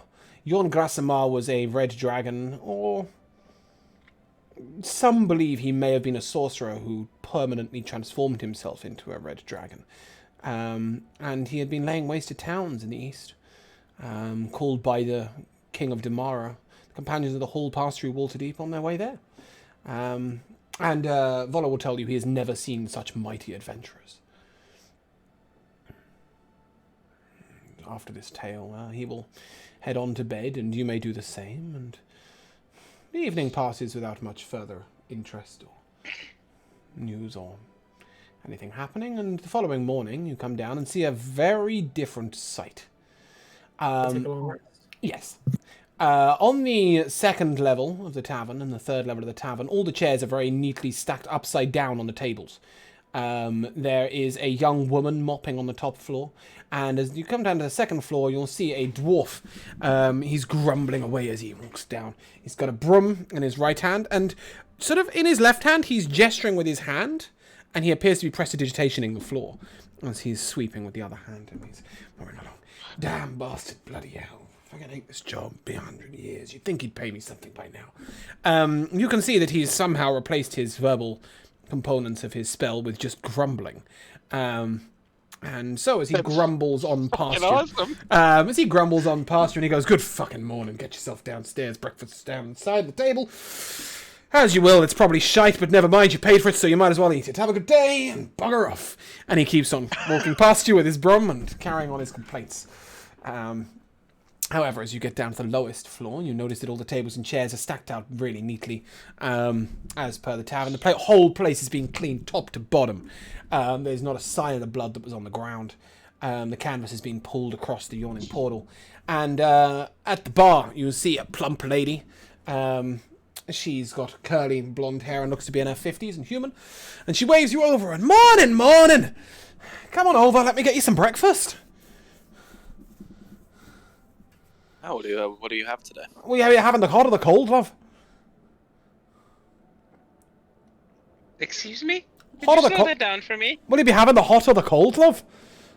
I'll be having the hot today. Oh, okay. I thought that was the name of the dish. I was like, what? No. She asked you if you'd be having hot or cold breakfast. That's all. Having the hot, please. Is anybody having the cold? Excellent. All right, and can I get you some ale, or can I get you some water or some coffee? What's the plan? I'll take a coffee. Coffee? Coffee here. Oh, very good. Well, I'll bring out a whole pitcher of the coffee. Fantastic. Go and take a seat over there. And as she gestures towards you over there, she completely ignores you, doesn't seem to have done anything about anything you've said, and turns around to the next customer and goes, good morning, what can I get you? Hot or the cold? She doesn't appear to be doing anything, apart from greeting customers. Nevertheless, about 5 or 6 minutes later, your coffee and your breakfast arrives at your table. Steaming plates piled with various different meats and potatoes, and eggs, piled up on the plate with a large pot of coffee. For anybody who's interested, you may make an Arcana check to work out how she's delivering the orders, but if you're not interested, it's absolutely fine. That's a 19. 19? Alright. Why are you the Arcana check, dude? Oh, because it's perfectly logical, and okay, never mind. In my head, you were the druid. You're not the druid. There is no druid right now. Okay. Just kidding, yeah, 19. Anyway, so yeah, you notice that she appears to be holding on to a gem of some sort. It's quite a large gem. It's like this, like a rock, really, of dark blue consistency. Appears to be magical in nature as it has a small swirling around it. And whenever she's asking you what you want, she's then leaning on it. You can assume she's using it to communicate telepathically with the chef. Neat. Huh. Neat gem, that is. Okay. And as you guys are breakfasting, you notice a group of 5 dwarves come traipsing in. And I kid you not when I say they are covered from head to toe in dark black blood. They hold their weapons sort of in their hands, not sheathed. They don't appear to be causing trouble, though, in any way. And as they come in, one of the dwarves runs his hand across his eyes and leans into a relatively small bag and pulls out a giant head. Plonks it down upon the... Bloody hell, I broke my lights. He plonks it down upon the bar. This bleeding head of this large, many-eyed creature. I believe that's 6,000 dragons. And you see the lady sort of, and steps away from the bar and... Darren! There's a head on my bar! And Tanner sort of leans out. What do you mean there's a head on your bar? She says, exactly what I say. There's a head on my bar. Go ahead, Blake. Can I tell what creature it is? And give me that nature check with advantage if you are holding a copy of Volo's Guide to Monsters.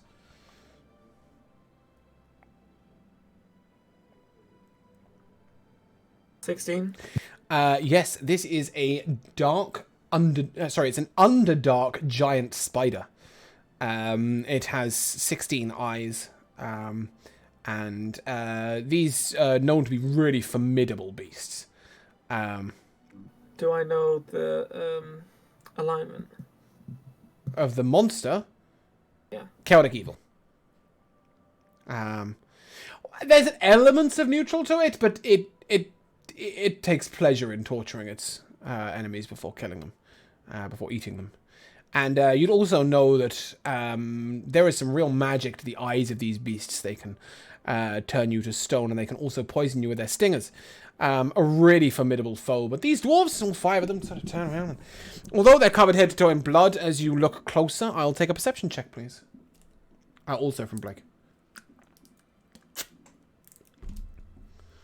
17. Yeah, that black blood does not belong to a dwarf.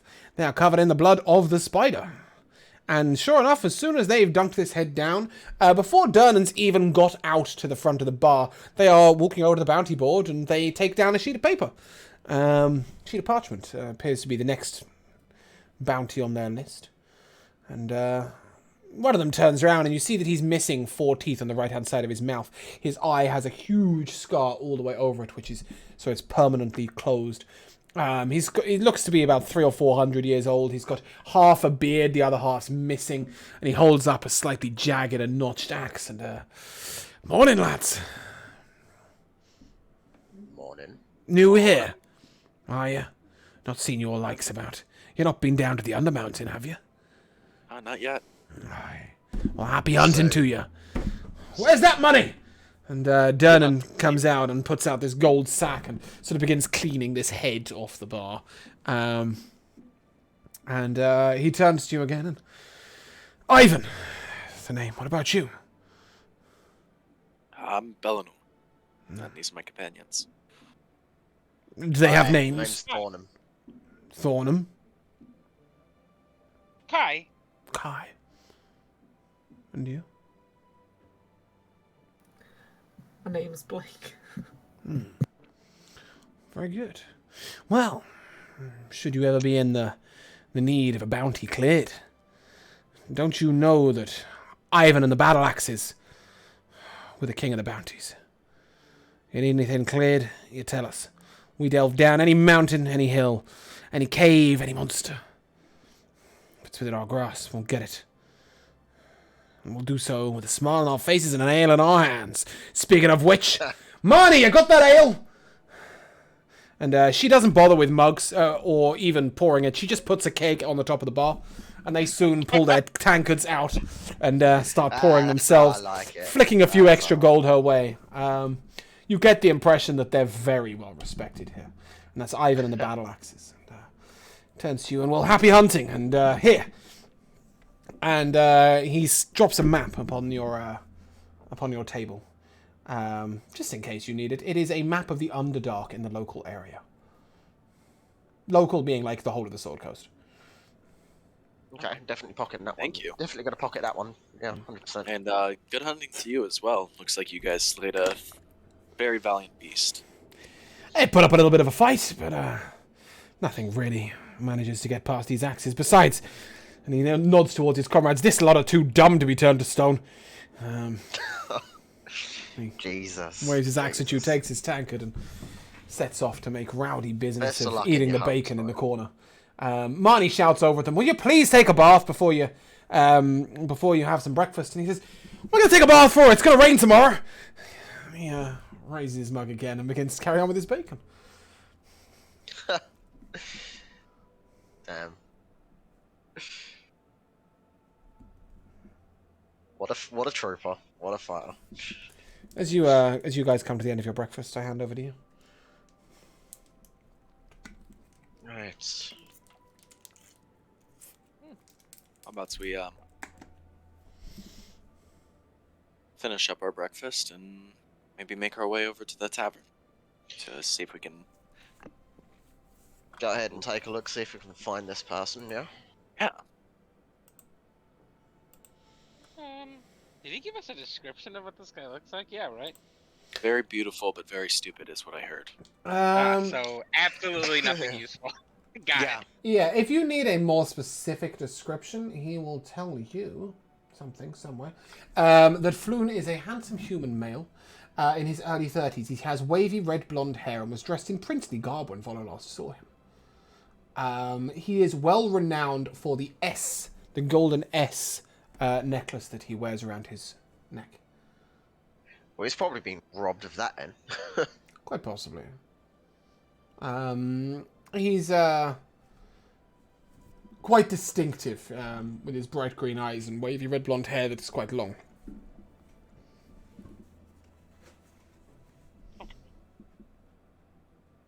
Well, if he's easy to spot, then that should be helpful. Okay. Unless he's in someone's basement somewhere, yeah. Okay, so you're headed over to the Skewered Dragon, is that correct? Yeah. Yeah. Okay. Yeah. The Skewered Dragon is a somewhat dubious tavern. It's over between Net Street and Fiddet Lane, Dockwood. And as you head on over there, and you turn a corner, you notice that you're on a street that has been cordoned off by the City Watch. Lying on the cobblestones are a half-dozen corpses, seemingly the victims of a terrible skirmish. Watch officers have disarmed and arrested 3 blood-drenched humans, and are in the midst of questioning witnesses. One of the officers sees you and just waves you past. Get on, nothing to see here.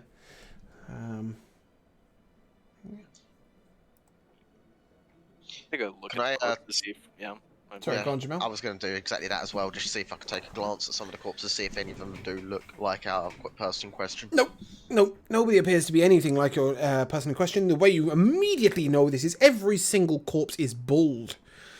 On the top of half of the corpses, you see strange eyes drawn upon their head. And on the others, you see this unusual padlock sort of... It's a strange symbol. It's really hard for me to describe, and I haven't got a picture of it right now. But it looks a little bit like a padlock. I can identify that one of them is from the Thieving Guild. The Xanathar Guild. Yeah. I will take a... Who's shady? None of you are really that shady, are you? I'm a little, but not. Yeah, I that think shady. you're probably the closest. I'll take a history check from you, I guess. It's not really history, but it's how much you've remembered from things you've known. Yeah. Oh, that's actually surprisingly a 17. Who would have thought it? Yeah, cool. Well, apparently when it comes to the guilds of the city, you know a little bit more. And you know this to be the Zentarim. Bear with me a second, and I'll tell you a little bit about the Zentarim. Okay, to be fair, that really doesn't look like a padlock. The Zentarim are known as the... I've now got the image that I was looking for. I'm going to send this over just so you guys can see quite how stupid I am. It was really small when I was looking at it. Sorry, this is giving me a proper chuckle. It was really small when I was looking at it, but as I've zoomed in, it looks like this. Yeah, that's no padlock. Not very padlock. To be fair, it was upside down on my screen.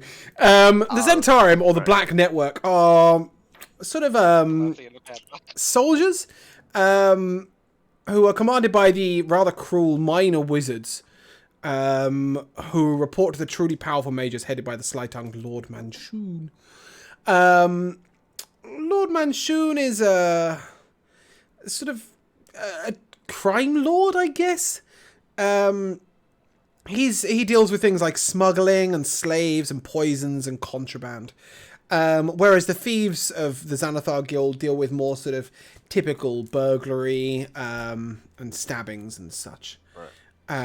So on hearing that, now I've heard that, I'll turn to the party quickly and say, yeah, those are nasty motherfuckers. You don't want to be dealing with those. Let's. Something of value was lost. No, you get that this is a clash between two thieving guilds, but the city guard have seemed to have really done their work, you know, and done it well. Let's move on from this, guys. Okay. We don't want to be here.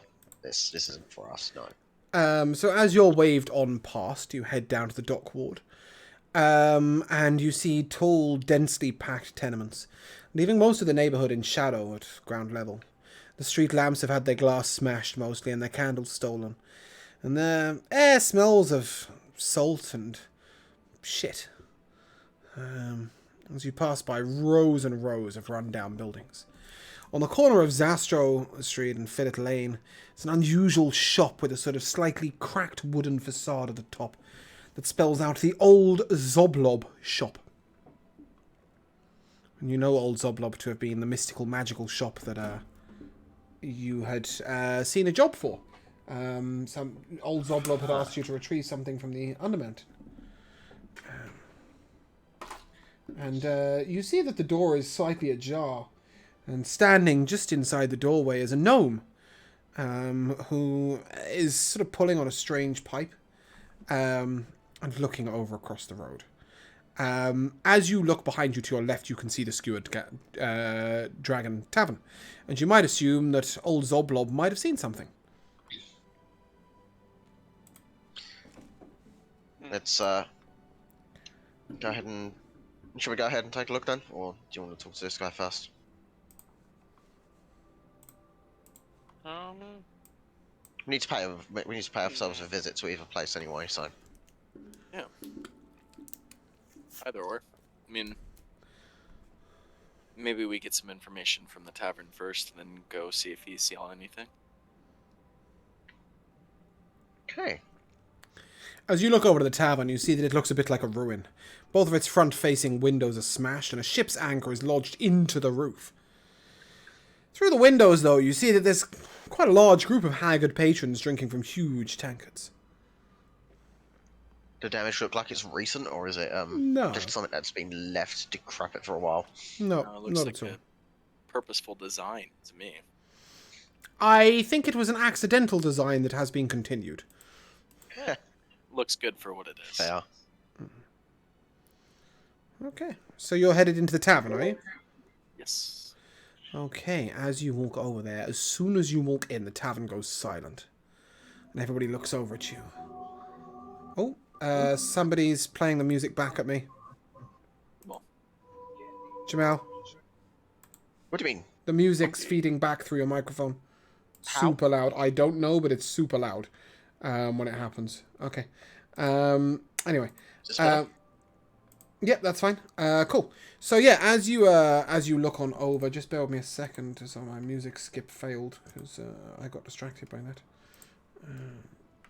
Where are we?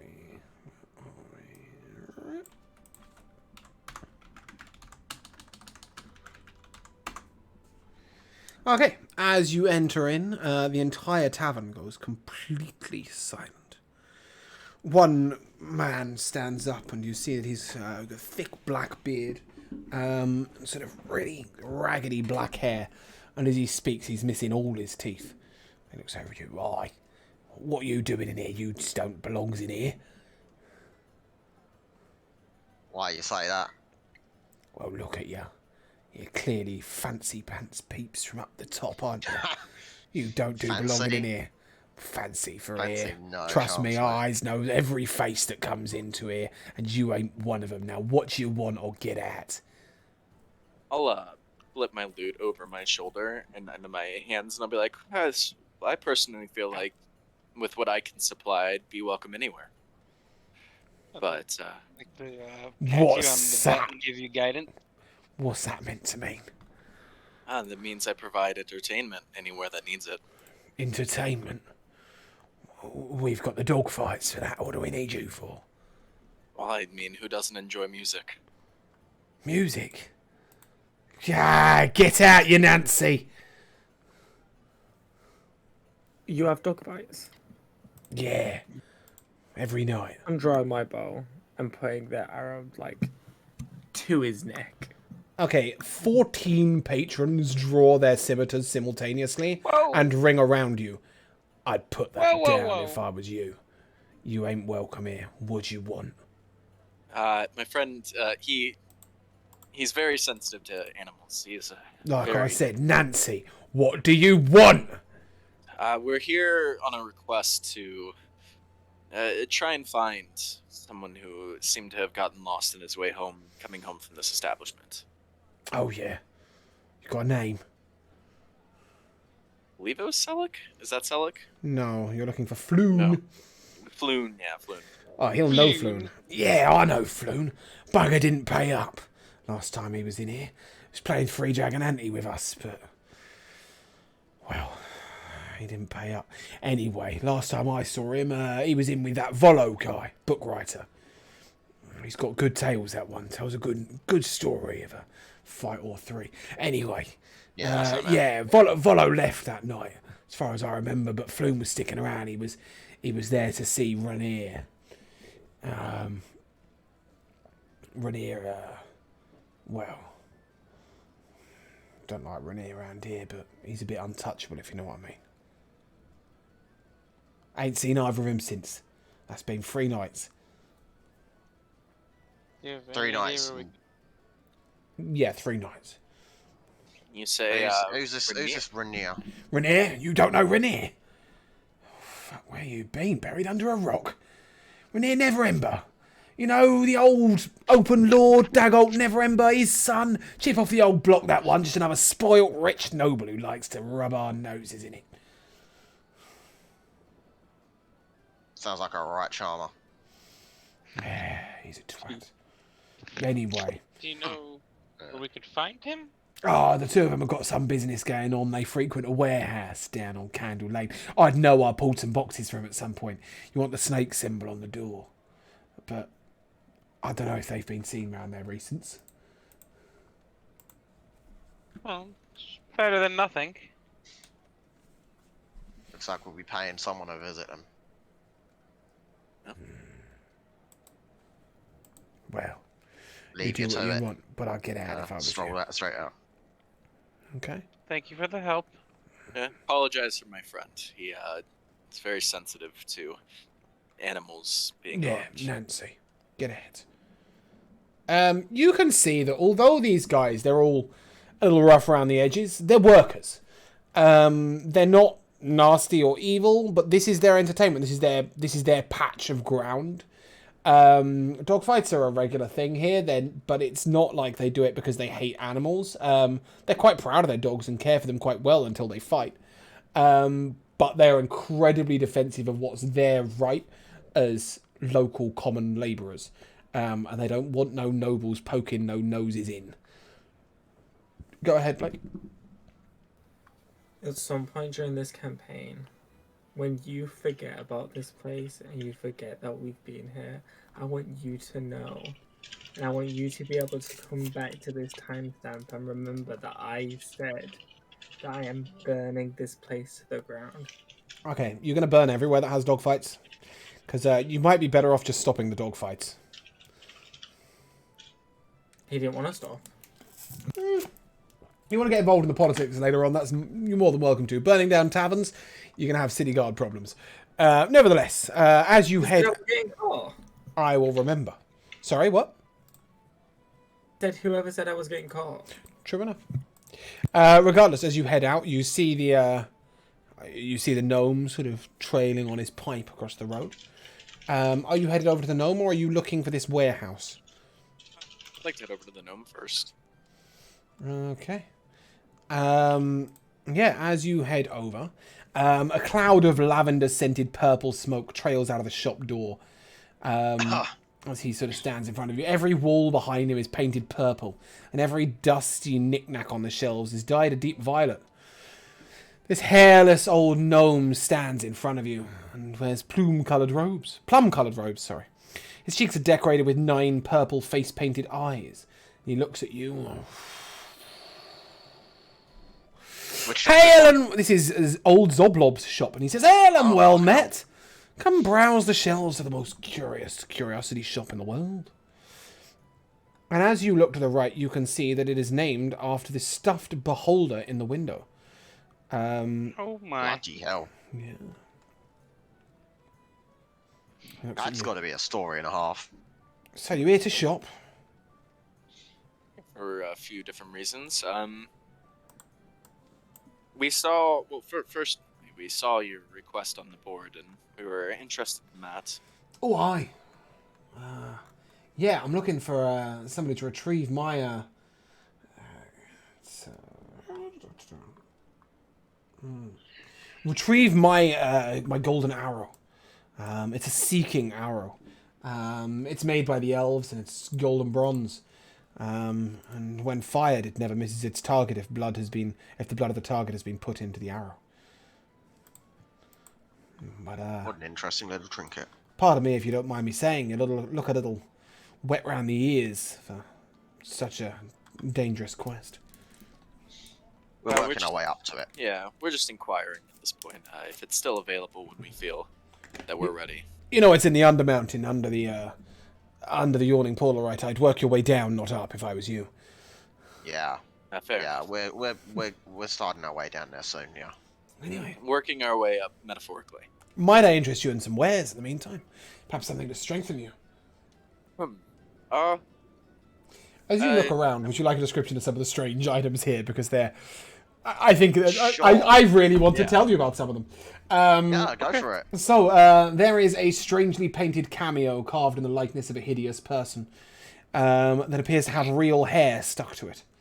What the fuck? There is a small silver skull the size of a coin. And a strange nightcap that says pleasant dreams across it. Everything here is dyed violet, by the way.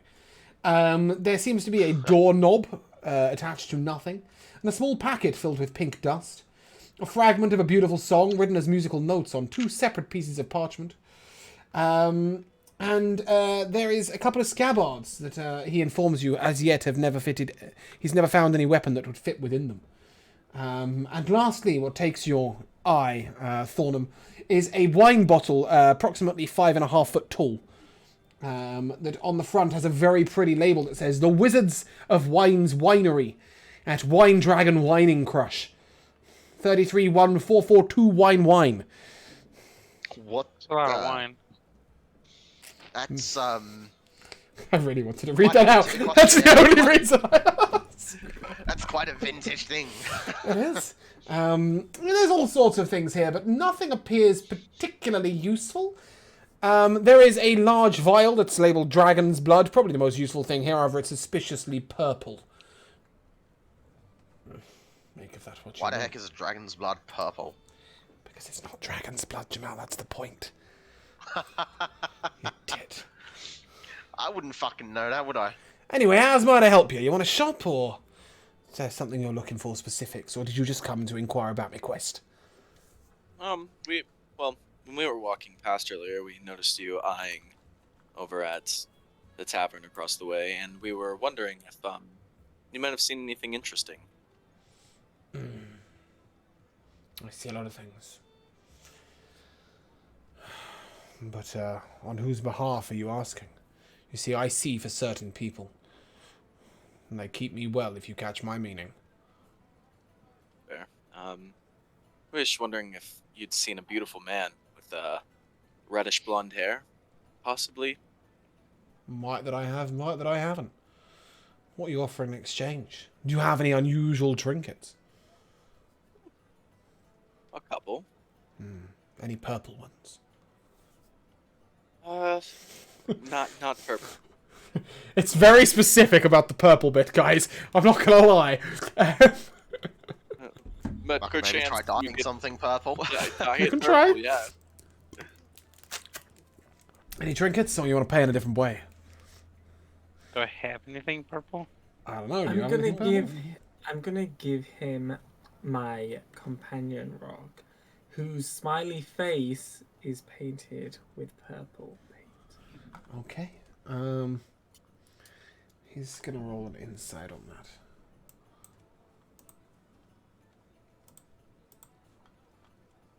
Sorry, I rolled it off Kai's page. He glances over it and... Yes, perhaps if you could place it on the floor in front of me. If you read it, it would reappear in your pocket if you handed it to him. But if you place it on the ground, it will disappear for good. That's why. So yeah, as you place it on the ground, he looks down it and... I can tell you a little bit. No, if it goes on the ground, it stays there. And it's only if I throw it will it come back to me. Yeah, I counted as in any way that isn't placing it on the ground, it was going to come back to you, so that's why. But anyway, he'll say, I might have seen some things. Who are you looking for? Wavy red hair, you say. I do. I did see him coming out of the store over the road with Renee Neverember. Oh, well, he was jumped outside the shop by a few rough-looking men. They were wearing black leather armor. I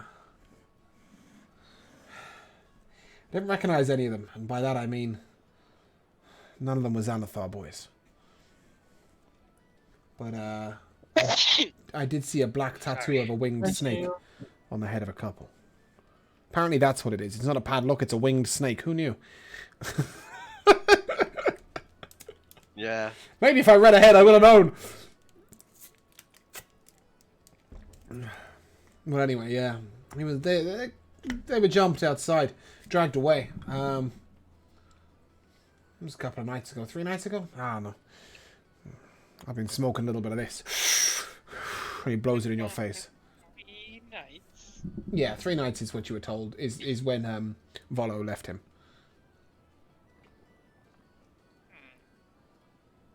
Off and kind of push it out of the smoke out of my face and look at him and I say, "Well, I thank you for your information that you've given us.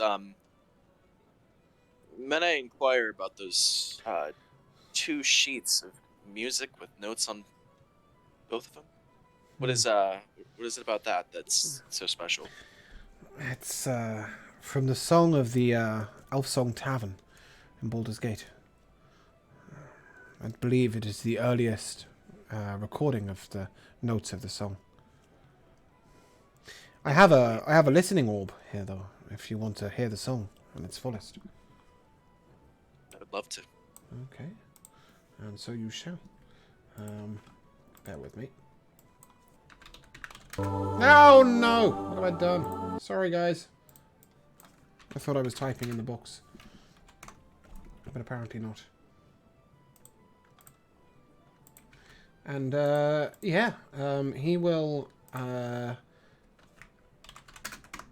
put out the listening orb on the table and place his hand upon it. And you hear the song of the elf from the Elf Song Tavern from Baldur's Gate singing out to you. Go on, Josh. I can speak Elvish. Are the lyrics, hey Mickey, you're so fine, I blow your mind. Hey, It's Mickey. funny you should ask. I will take a wisdom or intelligence check, whichever you prefer. Damn it. I would like to assist on that, being as how I'm a bard and elvish. Oh, you're an elvish bard? Guidance. Okay, Yes. it specifically says if you have an elvish bard, I can just tell you straight away. It says, "Oh, sing a song of Elturel, of water, woods, and hill. And the sun dawns on her ruddy cliffs and fields green and still. This land of long abiding joy, home of the strong and brave, renowned by all across the realms, and never once a slave. Oh, sing a song of Elturel when foes are at her door, her fields torn by cloven feet from some infernal shore. And arise, the mighty hell riders, take up your swift keen swords, then charge into the hellish fray and scatter deadly hordes. Oh, sing a song of Elturel, and when the night does fall, sleep safe beneath companion's light until the dawn does call. We're bound by mortal covenant that only ends with death, and so we'll sing of Elturel until our final breath." And as that song comes to an end, our bard here will kindly tell you that knows of Elturel. Elturel was a city, and the companion is the artificial sun that burns over Elturel, protecting the city and its surrounding lands against the undead. The Hell Riders that you heard of in that song were so named long ago when they descended into the 9 hells on horseback to fight devils. Most of them never returned.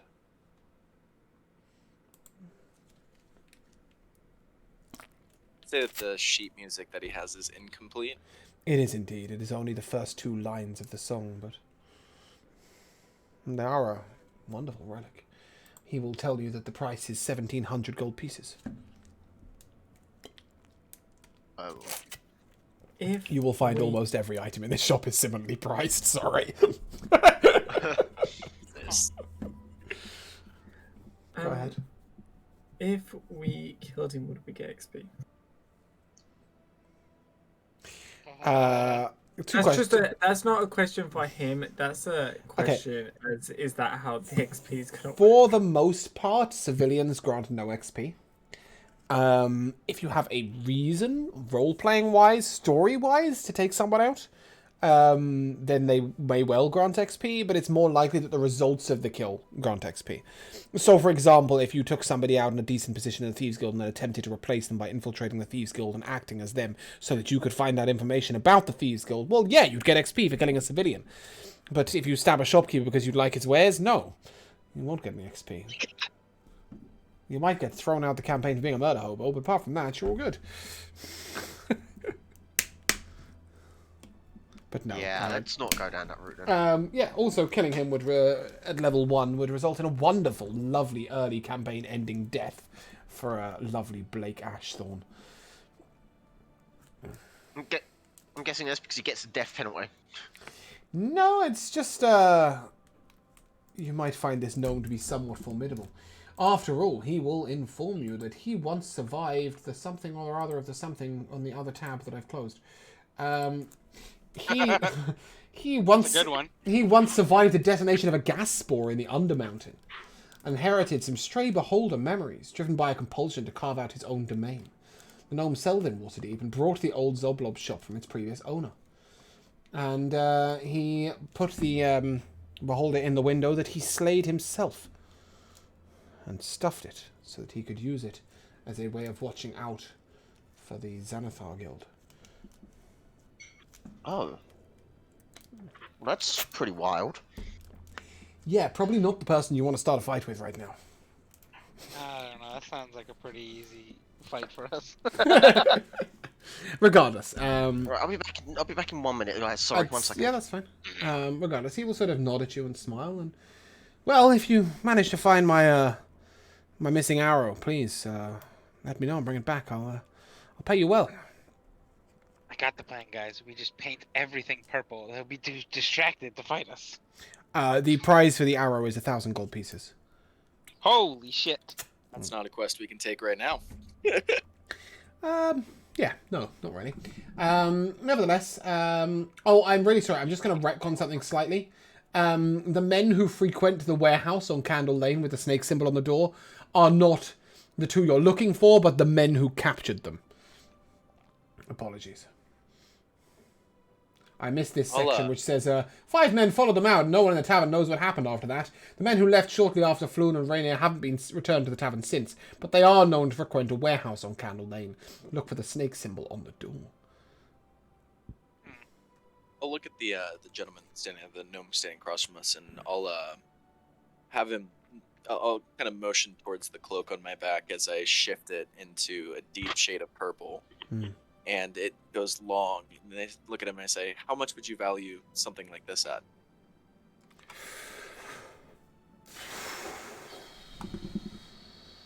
Let me have a look. For it is a good shade of purple, but well, does it have any other uses? And he'll start poking around at it. What is it? Cloak of many fashions. Oh, excellent. He will offer you 175 gold pieces. Take that into account as I say. I will say the now it's not gold's for sale. not particularly hard to come by at that amount Yeah. of gold. Yeah. I just wanted a price. It's something that I was gifted, and I just wanted to know. Thank you. I'm not usually in the position of buying many things. And then he sort of, as you look around, you realize he's not really in the business of selling much either, as everything seems to have accumulated a certain amount of dust. You would assume that whoever's paying him to do the watching is probably what's keeping him in business. And on that note, So he likes to be a collector more than anything. Yeah, he likes purple things, and he's looking out for the Xanathar Guild. But on that note, as you head out and go wherever you are going to go, I think we'll end there. Fair do, fair do. And so I ask you, Moon, your MVP. Shameless sponsorship ad for D&D Yes. Beyond. You liked that, did you? Good, I'm glad. Oh, it was great fun. Jamel? Also, Oh, sorry, go on, man. also how well you're stitching together 50 million bucks for us. Oh, well, at the most part, we're just you reading out of 3. Four. Including, So by the way, impressive. the brand new, while we throw out another one, there are some elements of the brand new book, whose name I'm not sure I remember, Call of the Netherdeep, which is written by Matt Mercer in the Critical Role fucking cast. hell. Yeah. Elements of that are within this world. I've sort of taken them from Exandria and just You speckled them. say only 4 books, 3 or 4 books. That's still a lot of content. Yeah, there's a lot of things that I'm flicking between, like the story of El Terrell Yeah, and Baldur's that's Gate. cool. When you asked for it, I was like, find it. But thank you, I appreciate it. Jamal, your MVP. I'm gonna have to go with immediately dropping us in with the troll fight. That was pretty cool. That sort of set the tone for just what this yawning portal is. Yep. And also a minor bonus one, Josh wanting to immediately go EXP murder hobo. Damn it, Josh. No, I He didn't just want. I didn't want to didn't just. like Purple Knight.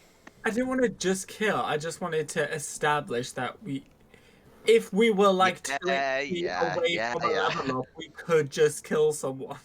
And No, Yeah, if that's anything, right. most of the time throughout this campaign, you'll be punished for random killing or attempting to XP farm and rewarded for doing the things that your characters would do. Speaking of which, Josh, your MVP. So I really liked the brawl fight to start the campaign off.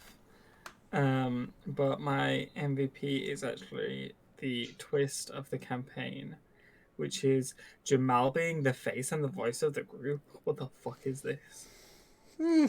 Why is Jamal the face? Oh yeah, he did talk a lot today. It was good. He must have been sick I'm not in the saying head. it's a bad thing. I'm just saying. Yeah. We never hear Jamal. Having got Salty to roll a bard, yes. Ironically, Jamal is near silent in the campaign in which he's a bard thus far. But all we've done is fight. All we've done is fight, yeah. Oscar, your MVP. Seeing as how I spoke a lot more once I came back from peeing, I feel like I did a decent job at the very least. Oh yeah, you were but, definitely a bard. It's just amusing. my MVP will go to the absolute dicking down of every single thing that he saw by Thorn of Deepstone today. Oh, you know what? I'm out one shot, splitting things in half, knocking heads off. Yeah, Knocking someone out in a single punch straight away. Yeah. a one-shot machine today. Yeah, he definitely was.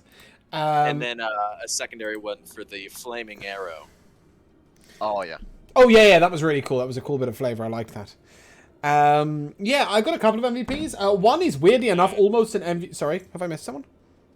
No, No? no. I just Okay, go on. remembered I had a third one after he brought that up. It was like my inability to kill a 2 HP fucking target 2 turns in a row. Yeah, Oh, the wow, not so sacred flame. Yes, I've got a couple of MVPs, but weirdly enough, the first one's almost for me.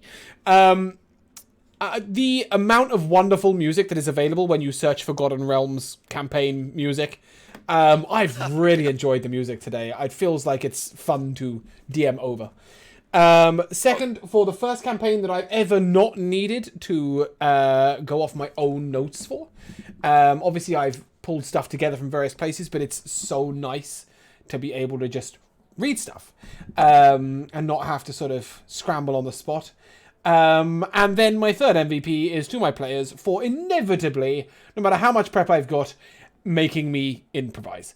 It's always the way. Just weird questions and momentary interactions that are fun. So I think that's going to be the real gold of this campaign, is the weird world that we create within the world of structured books. 20 books still managed to make you have to think about it. Yeah, I'm hoping that every single bar in the world by the end of this campaign is going to have dogfights illegal. They're going to be illegal in every tavern in the world by the end of Blake's campaigning. Will turn you into a political beast yet. And also the fact that Josh has spent the majority of his time with Brosning's character worrying about the egg, and I completely forgot to refer to it at any point whatsoever in the episode, and so did he. So, apart from when he described his character. So realistically, there's just an egg walking around with him. I will remember next week to mention it, and to make mention of it. But nevertheless, yeah, I think we set off on a fun note. So I'm looking forward to next week. But yeah, I Looking think forward to that's going nearly down the done. yawning portal.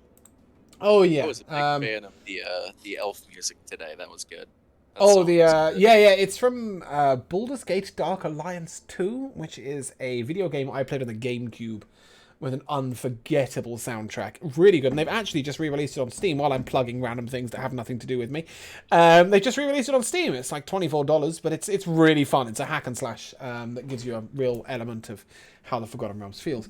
Anyway. Also, the music one extra little shout out to the Tavern Brawl music again, making another reappearance. It's so Yeah, it's good. We love a Tavern Brawl music. But nevertheless, I think we shall go over to... Is he on a Let me just check I'm not taking us to somebody who's on a rerun. Is Robert on a rerun, or is he on live? He's on a rerun. Let's not go there. Let's go over to Table Story.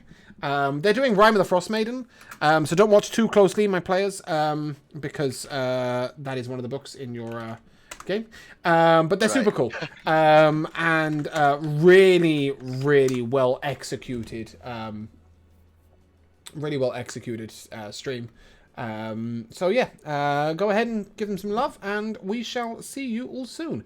If you guys would like to say goodbye. Catch you next time. Bye. Ah. See you tomorrow. See you tomorrow.